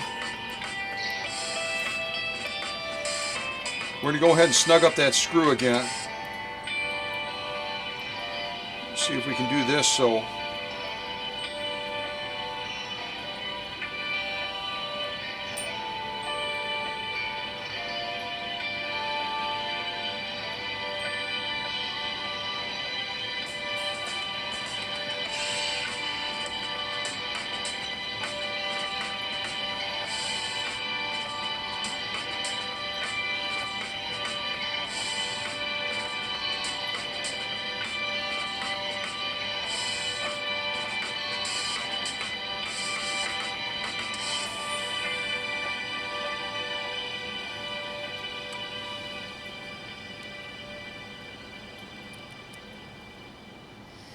and as you're tightening this, make sure you're pushing this stem down so that's all the way in place. And then give it a nice tight turn.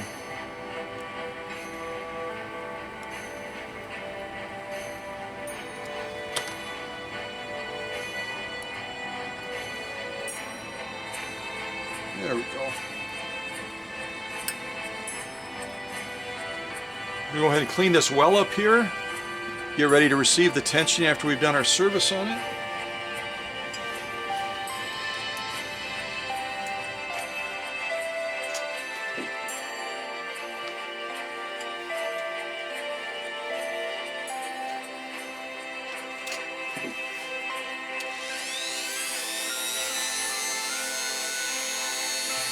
This one's a little bit dirtier than the other one, so I'm going to add just a little bit of kerosene before we put the brush in.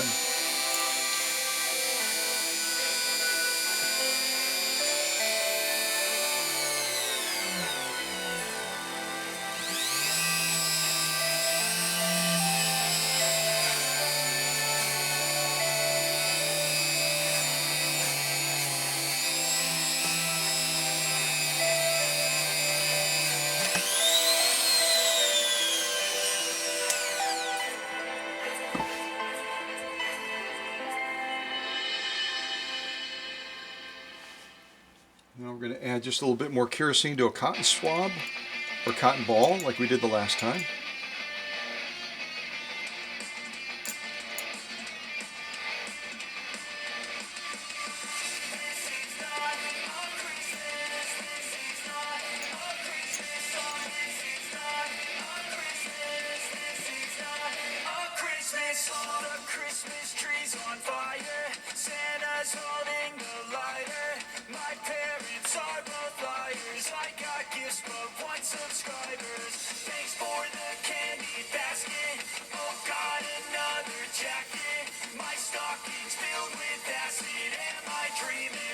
Dirty, dirty, dirty. At least it was.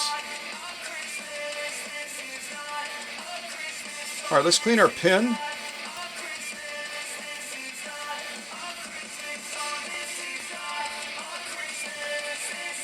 Use that blade style one again to clean that.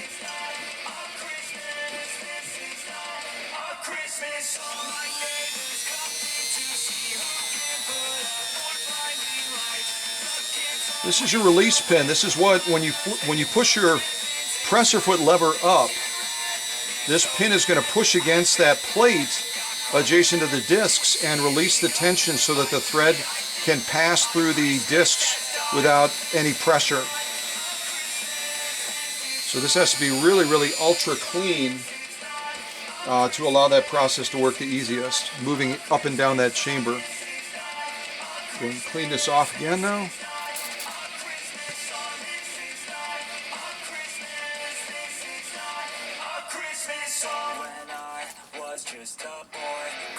I'm going to put just a little bit of kerosene on here.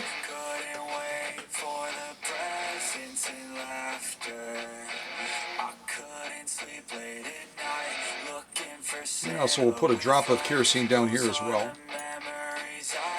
And for our spring.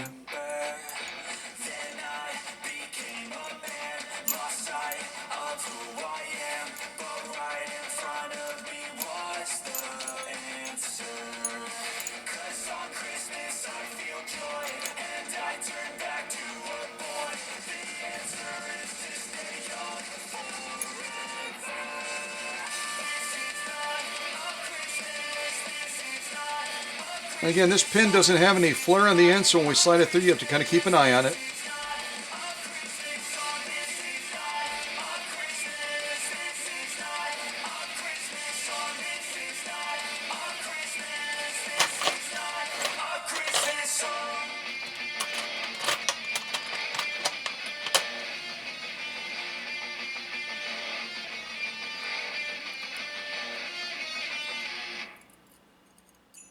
Making sure it's moving freely. It's a little bit dry, so we're going to add just a little bit more kerosene to it.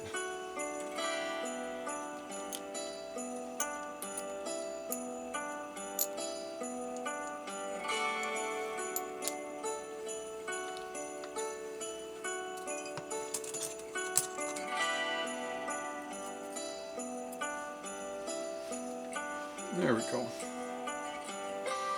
All right, let's go ahead and focus on the top of the machine now. We're going to slide it back in.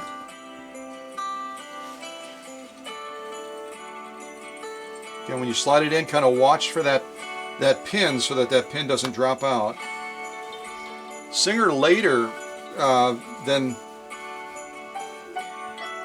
this period added a little flare to those so that they were a little bit more secure.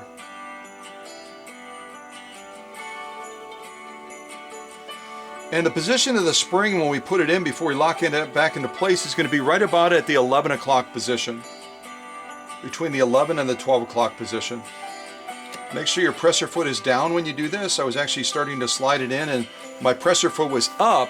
And that's wrong because when the presser foot is up, it's going to be pushing against this assembly and you're not going to be able to get it into the right position.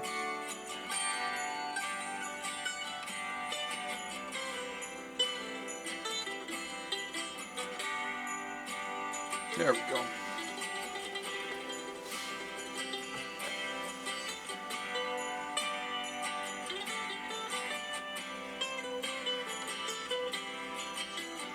And this little edge that it moves on right here, that the spring moves on, that tight little edge, let me see if I can get closer to it.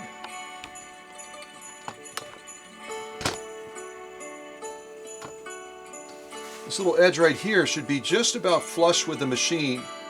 So you can use your thumb and kind of press it in once you have it positioned the way you want it, and then tighten that screw down.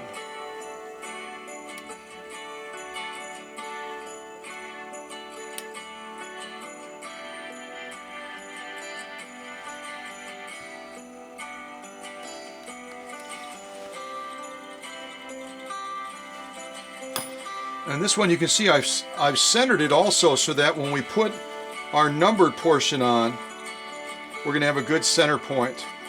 That opening is horizontally right now, so that when we eventually put this assembly all together and this piece goes on, we'll have a true center point on the upper tension. We have to clean the rest of these parts first. We'll go ahead and polish the discs. These discs have not been cleaned yet, so I'm going to go ahead and tidy them up a little bit. And you could clean these discs with a Dremel, you can clean them with rubbing alcohol. Either one works very, very well. But first of all, I'm going to clean my Dremel up a little bit before I try polishing.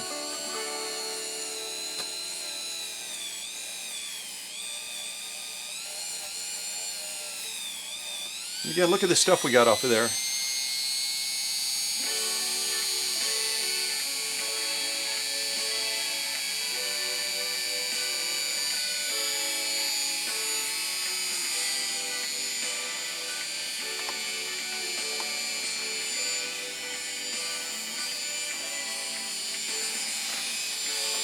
I'll do a little bit of Dremel polishing on these discs. We change the camera angle again.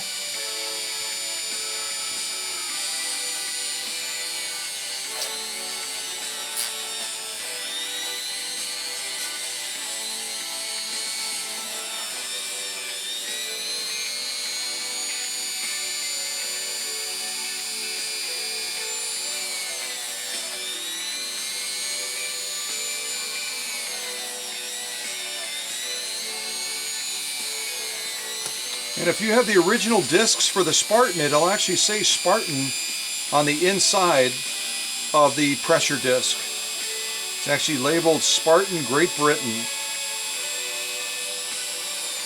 And I believe it's going to be part 2102 for the disc. 2102.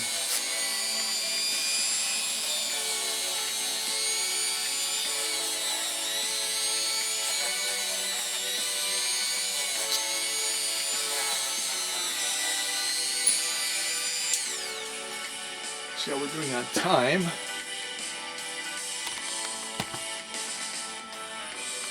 Okay, so far. It'll give me a countdown when we're running out of space.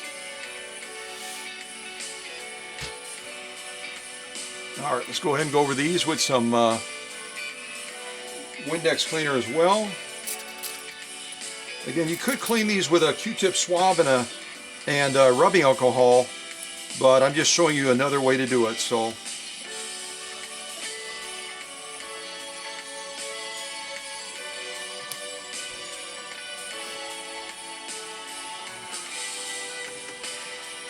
Alright, so back up to our assembly again. We'll slide our first disc on. Our other disc goes, they go sandwiched face to face like this.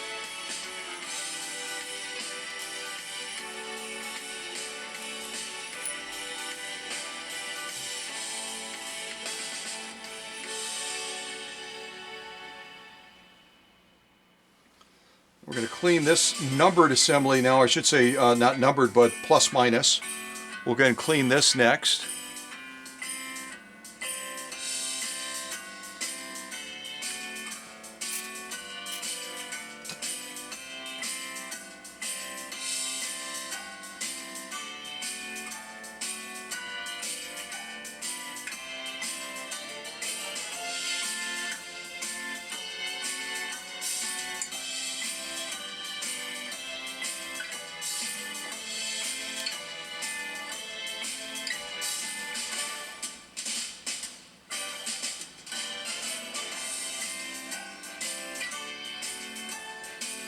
Not the worst I've seen, but you see all the stuff we get off of there.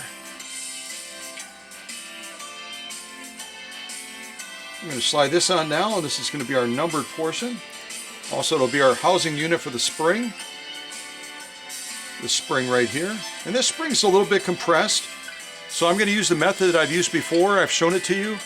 You slide a screwdriver in the bottom one, the second rung up, the second rung down, and then you just gently elongate it slightly, because right now it's a little bit compressed.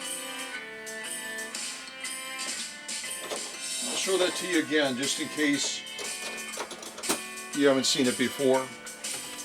Let's go back down here.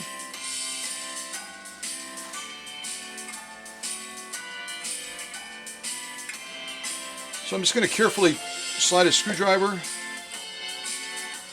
second rung up,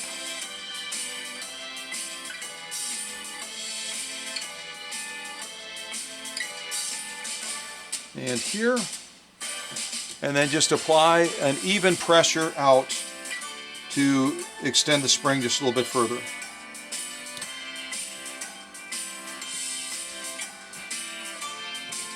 There we go.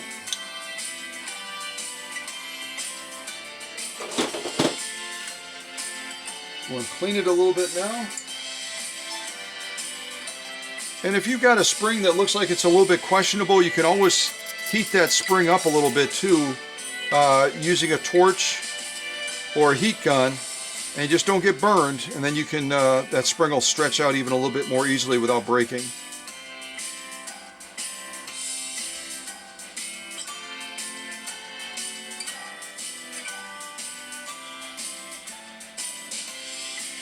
There we go. All right, we're going to go ahead and insert this in, and again, remember you make the you make it so that there's an E, not so it's upside down like this. Turn it so it's an E, so it's going to be turning to increase that pressure in the natural fashion.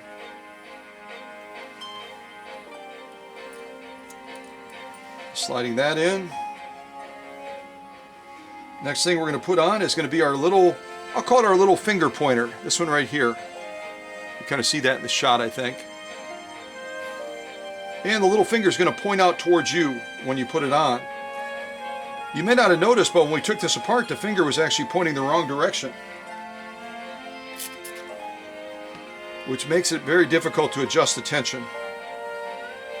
And I haven't even mentioned that this Spartan is out of the great state of Oregon, and it belongs to Scott and Centennial.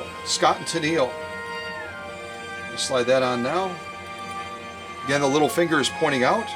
Now we're going to clean the numbered portion.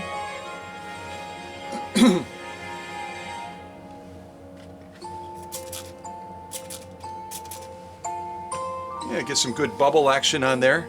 Get that nice and tidied up.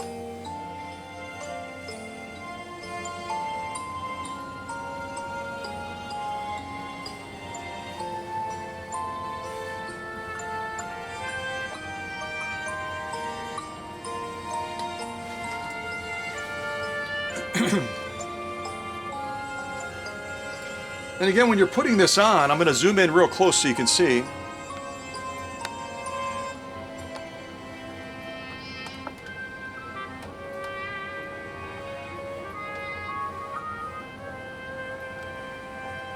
Hopefully you can see that.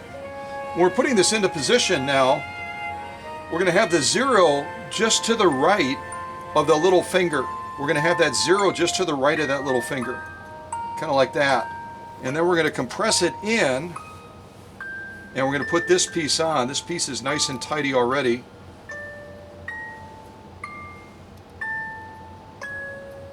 And then depending on how long we compress this and how far we compress this, we'll decide how much pre-tension we have. So I've turned it about 3 or 4 times. If I release it now, and then I turn it a little bit more, you may, if I stop the music, you may be able to hear it click into place. That's that little finger popping into the holes that are in the back of here. So it'll turn and adjust properly.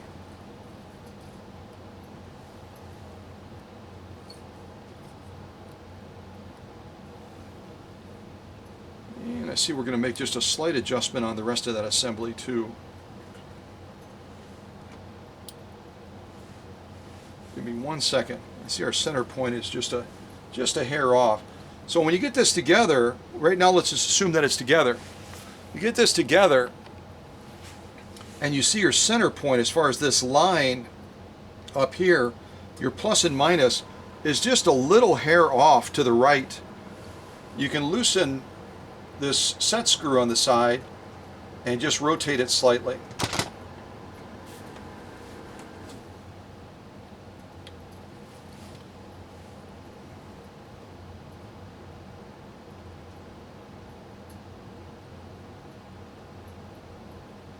There we go. You see now we've got a really nice center point. It had pivoted just a little bit on us. Again, your presser foot lever is down right now. Go ahead and snug that back up again now. Checking our spring action, spot on.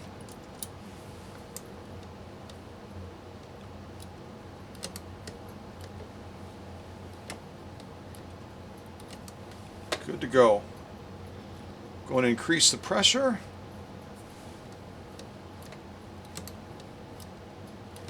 Make sure we can get all the way to range 9, and we can.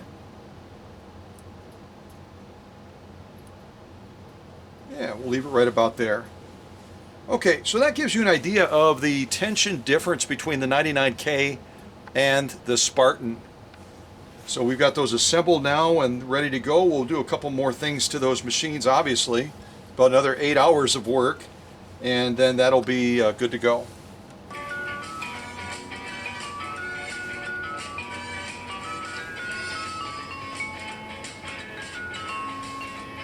Grab that little featherweight and take a look at that.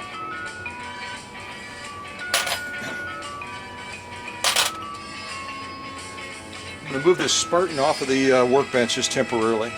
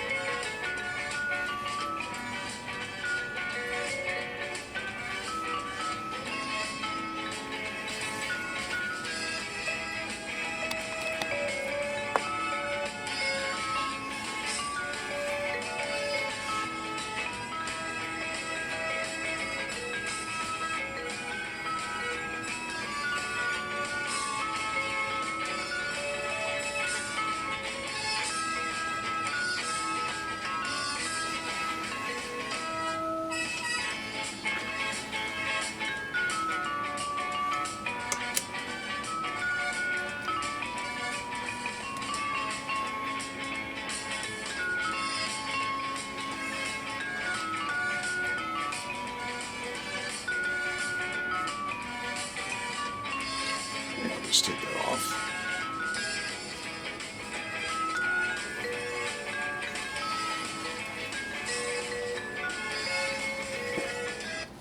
All right, let me shut that off for a second. So now we're looking at, we've gone from looking at the 99K from 1951 to looking at the Spartan, which also is known as the 192K. Both of those machines are going to have oscillating hook systems in them. The Featherweight's going to have a different hook system. It's going to have a vertically mounted rotary hook type system, which means instead of oscillating back and forth like a pendulum, it's going to be going in a full rotation like that. The hook system is very different on this machine, and we're going to take a look at that right now. Upper tension is going to be similar to what we just did on the Spartan, so I won't focus on that right away. We may not have time anyway. All right, so I'm going to start taking some things off, and then we'll take a look at that hook system.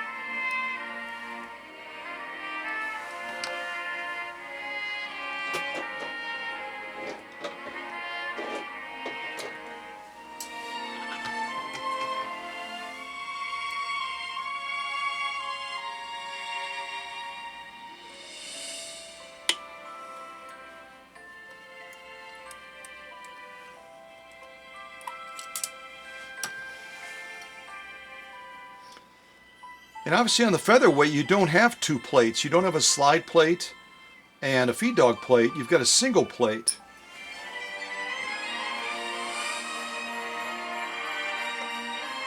I think we'll take the presser foot off too.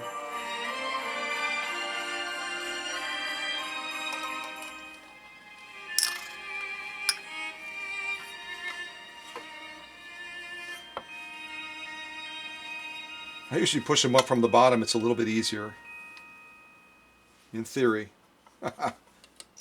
Alright, so we're going to take that off now. We'll take the single plate off.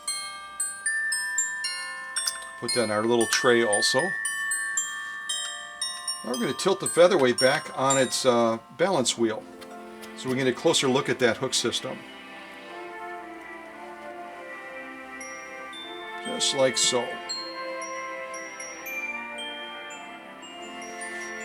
Let me check my camera angle. We'll try to get fairly close to that so you can take a look at it.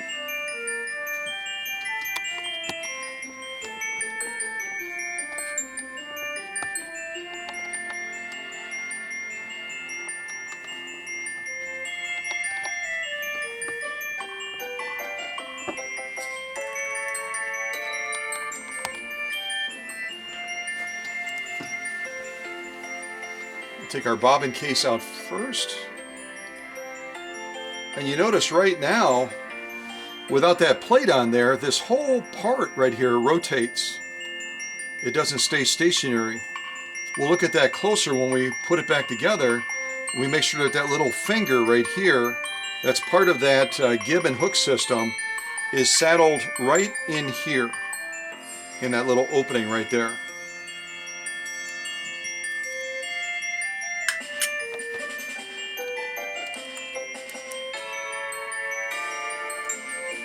And unlike the last two machines we worked with, the 99K and the Spartan, this featherweight does not use a Class 66 bobbin. It uses its own bobbin system, and it's going to look a little bit more like this, which is in staunch contrast to a 66 if you look at them side by side.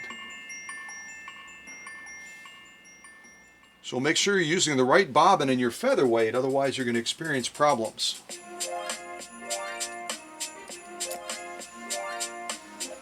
Now to take this hook system apart, we've got to take out a tiny little screw right there.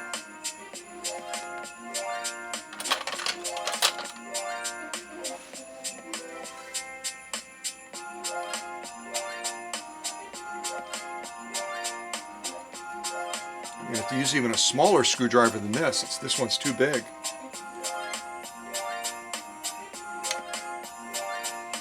Well, maybe not. Let's see if I can get it in there.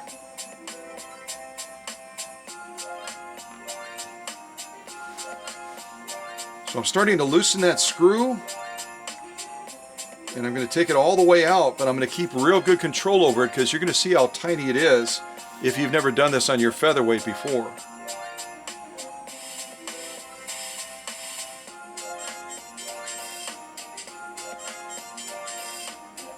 Hold it right there on top of the screwdriver.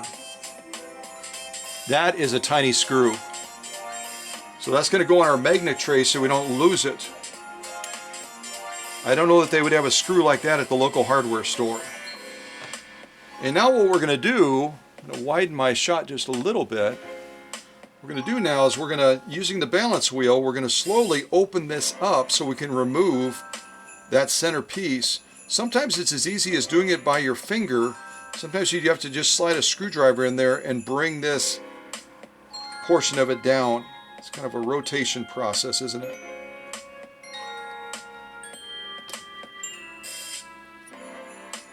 I don't have much in the way of fingernails, so.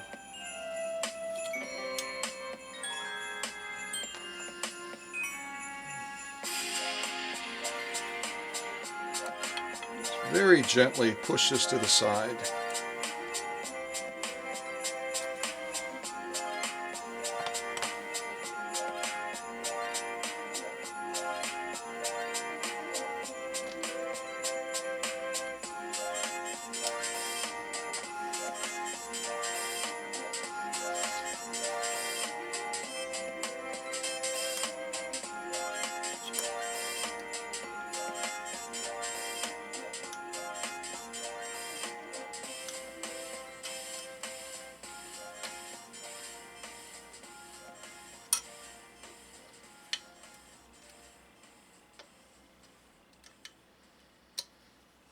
you can see what I'm trying to do here. I'm trying to do this, oops, off camera now. I'm trying to do this so you can see it on camera as well. So I'm pushing this little gib arm down so that I can pull the inner assembly out and then clean behind that, which I've already done off camera, but I'm going to do it on camera now.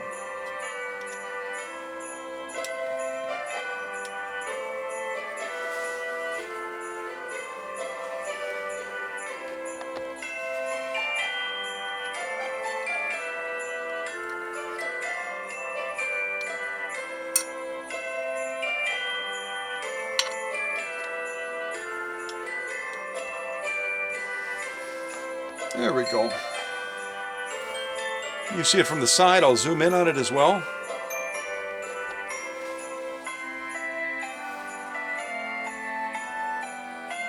I'm trying to see where the camera is. There it is. So we've rotated that down. Now we're going to try to pull that center point out to clean underneath it.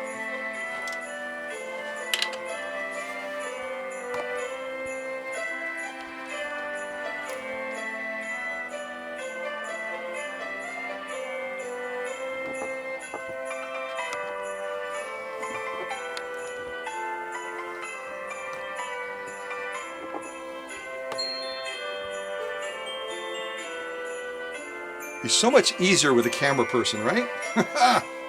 Yeah, it would.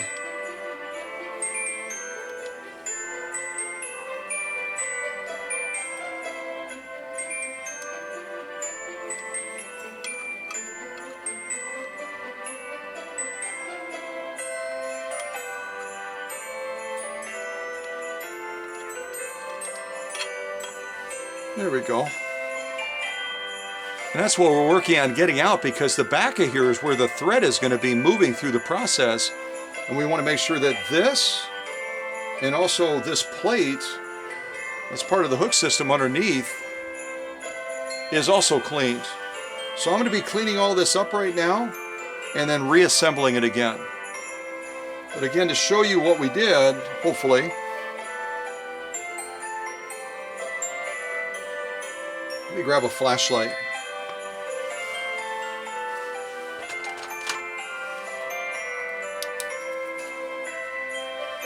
It's a little shadowed underneath that bed, isn't it? There we go.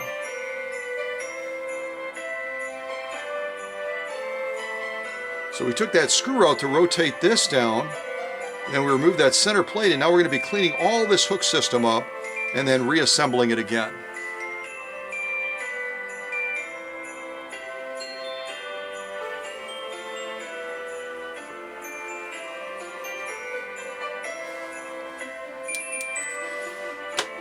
Yeah, I'm curious in the live chat right now, how many of you have done this before on your featherweight? How many of you have done this before on your featherweight? I'm going to crank this camera up a little bit higher, get a higher view.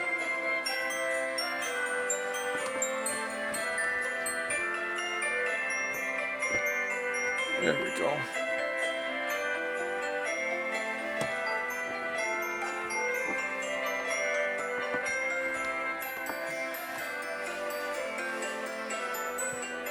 And on this, I'm going to be using rubbing alcohol and a Q-tip swab, and then following it up with kerosene after that.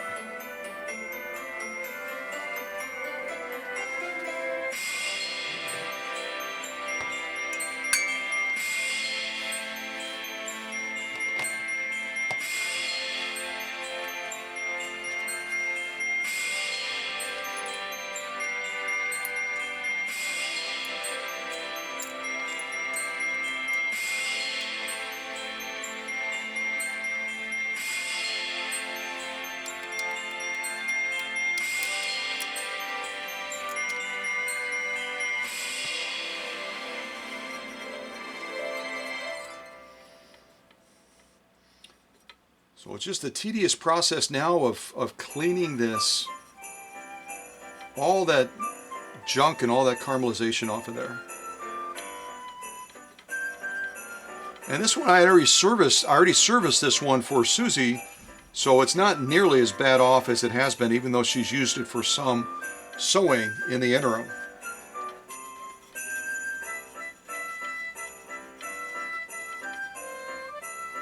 You can see what we got off of there without too much effort.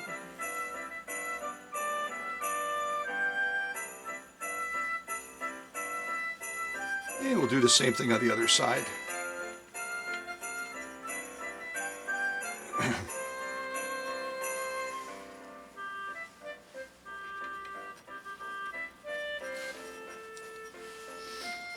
And once again, I know you get tired of hearing this, or maybe you don't, but you're not going to get this level of service at a sew and back. They would be horrified at the idea of taking this hook apart. They would be horrified. So there's what I got off, and I've already done a complete service on this featherweight, but even with a little bit of sewing, look at what you get.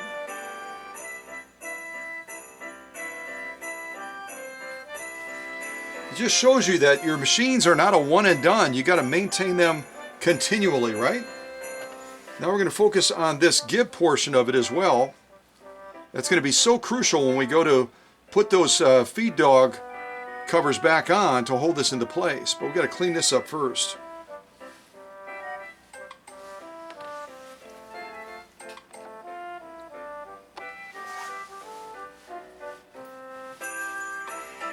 Also right now, before I forget, I'm going to add a little bit of kerosene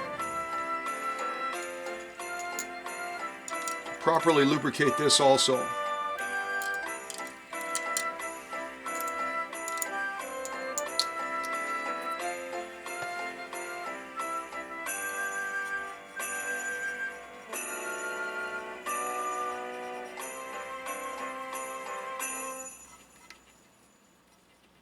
There we go. We don't have to dry it off. We want some of that residual kerosene to be on there to keep this hook and give system working really, really smooth. All right, let's clean this up now.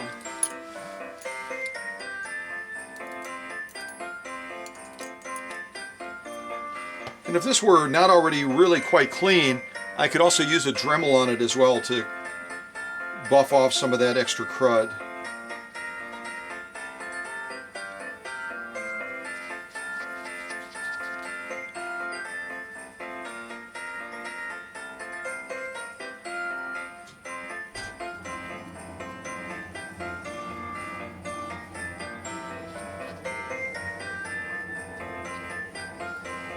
Now we're going to put on a little bit of kerosene to protect this and to lubricate it.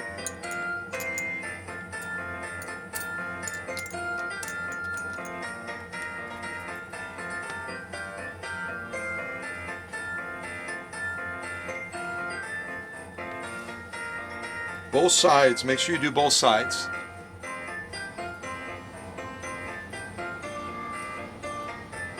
And when we put this back in, we're just going to rotate it so that these little grooves can fit into the track that's built into that hook assembly. I'll zoom back in for that.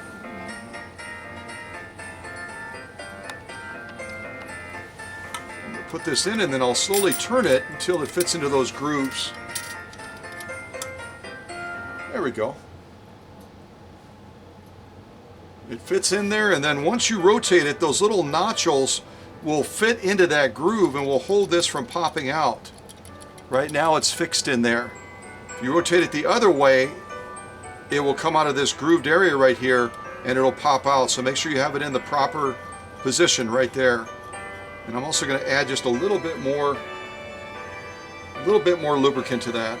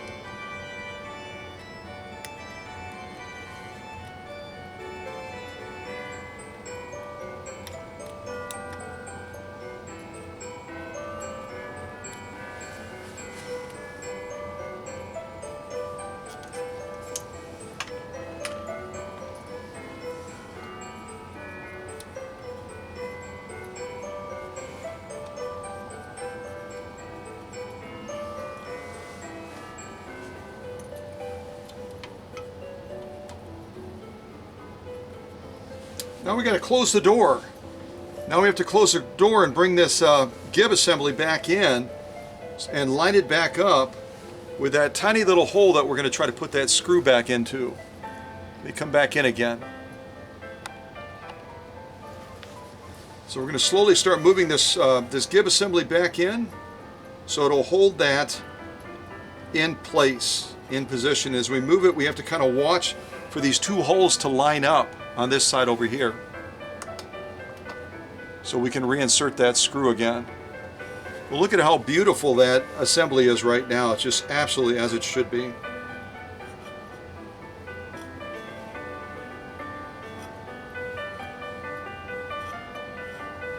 Almost in place. Here, let me come off the tripod real quick and show you even closer up what we did.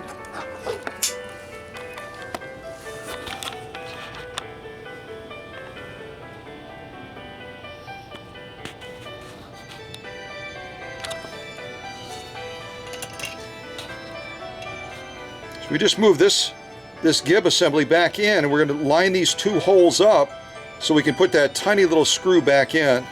This we have in position right now so it's secure, but it also can rotate freely because the hook is going to be moving behind it. This will be in a fixed position. The hook assembly, kind of like the 99K, will be moving behind or underneath it. We're almost lined up, and one of the things I do sometimes to help me a little bit is I'll use an awl like this and slide it into the hole and then just move it just a tiny little bit further, make sure it's just lined up spot on.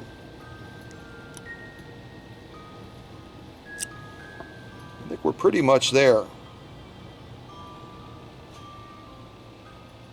And these two are lubrication points right here as well. You may have seen I put some lubricant in there. So as that hook assembly is moving behind it, this has a nice, clean, slick surface. Okay? So let's see if we can get that screw back in. I will not be holding the camera when we do that.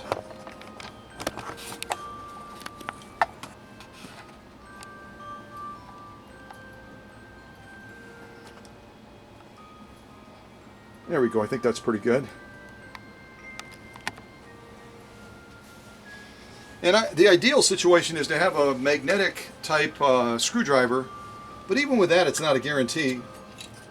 You got to be so absolutely careful with this screw. It's so tiny. And yes, I have dropped them before.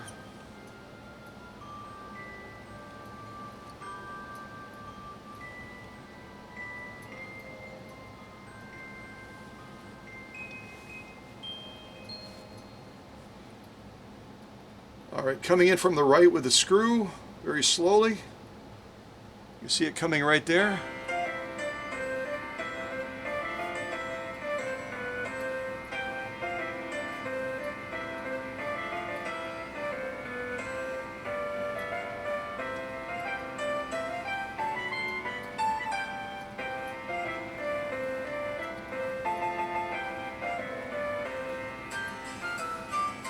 I'm going to get my magnifying glasses just so I can see it even clearer.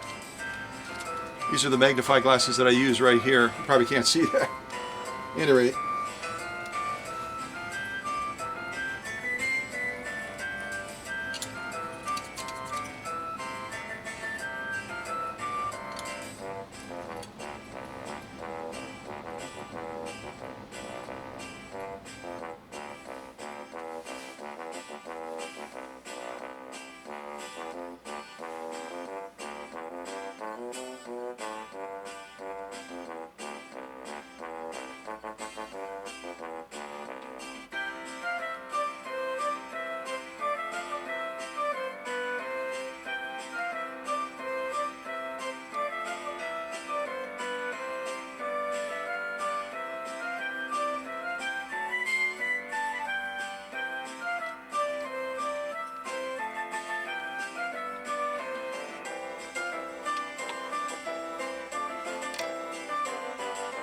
And sometimes if that gib is just a tiny little bit out of alignment, it's going to give you trouble. So we're going to check the alignment of that gib one more time to see that we're in the proper place.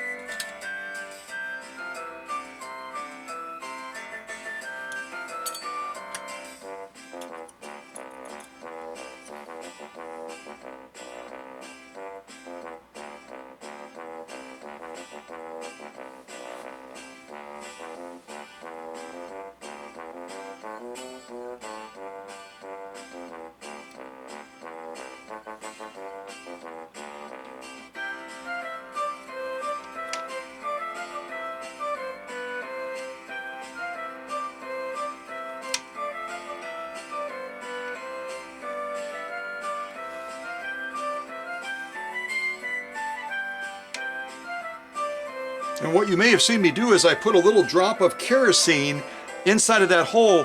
When you loosen a screw like this and you take it out, some of that crud and that varnishing is pulled up as you're removing the screw, and it can get caught in those threading points at the very top. So you're trying to get this thing threaded back in and it won't go in. Dropping that kerosene in, it eats away at that quickly and loosens and liquefies it, so that screw then goes in like you just saw me be able to do.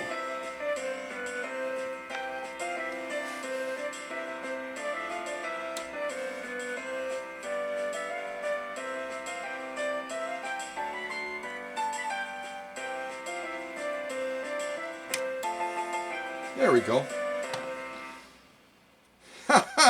It is tedious, isn't it? It's definitely tedious work. It's definitely tedious.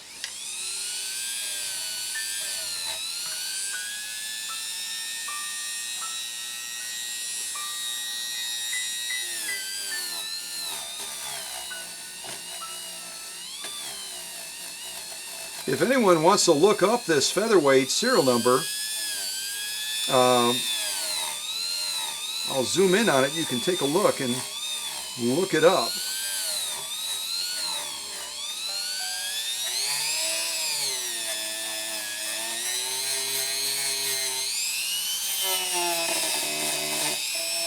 You can see I left some of that.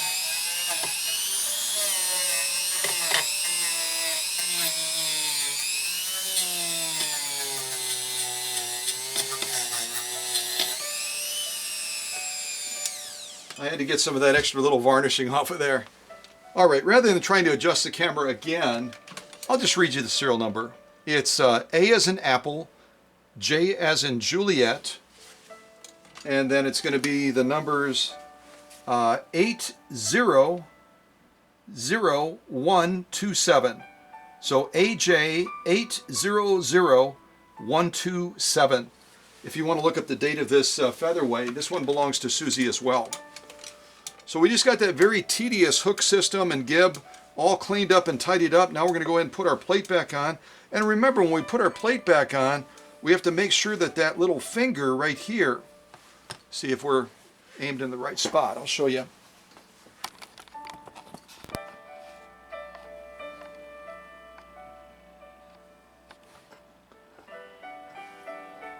We have to make sure that that little finger is all the way up, so that we're going to be able to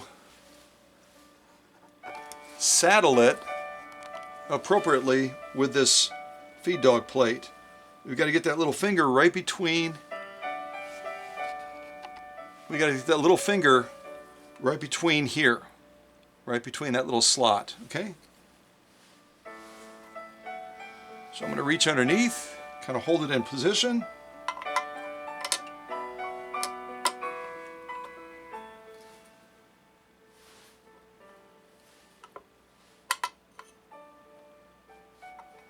There we go.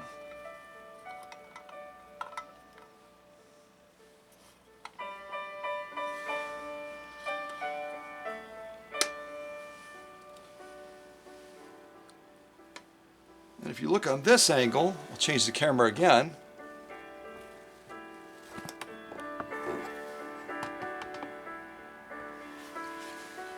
Rotate the Featherweight a little bit.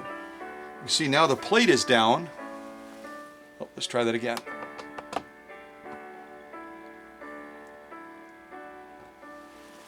The plate is all the way down and the finger is saddled right between those two spots. So this is going to be stationary, and then the hook assembly is going to be moving underneath it, very much like the 99K. All right, I think we're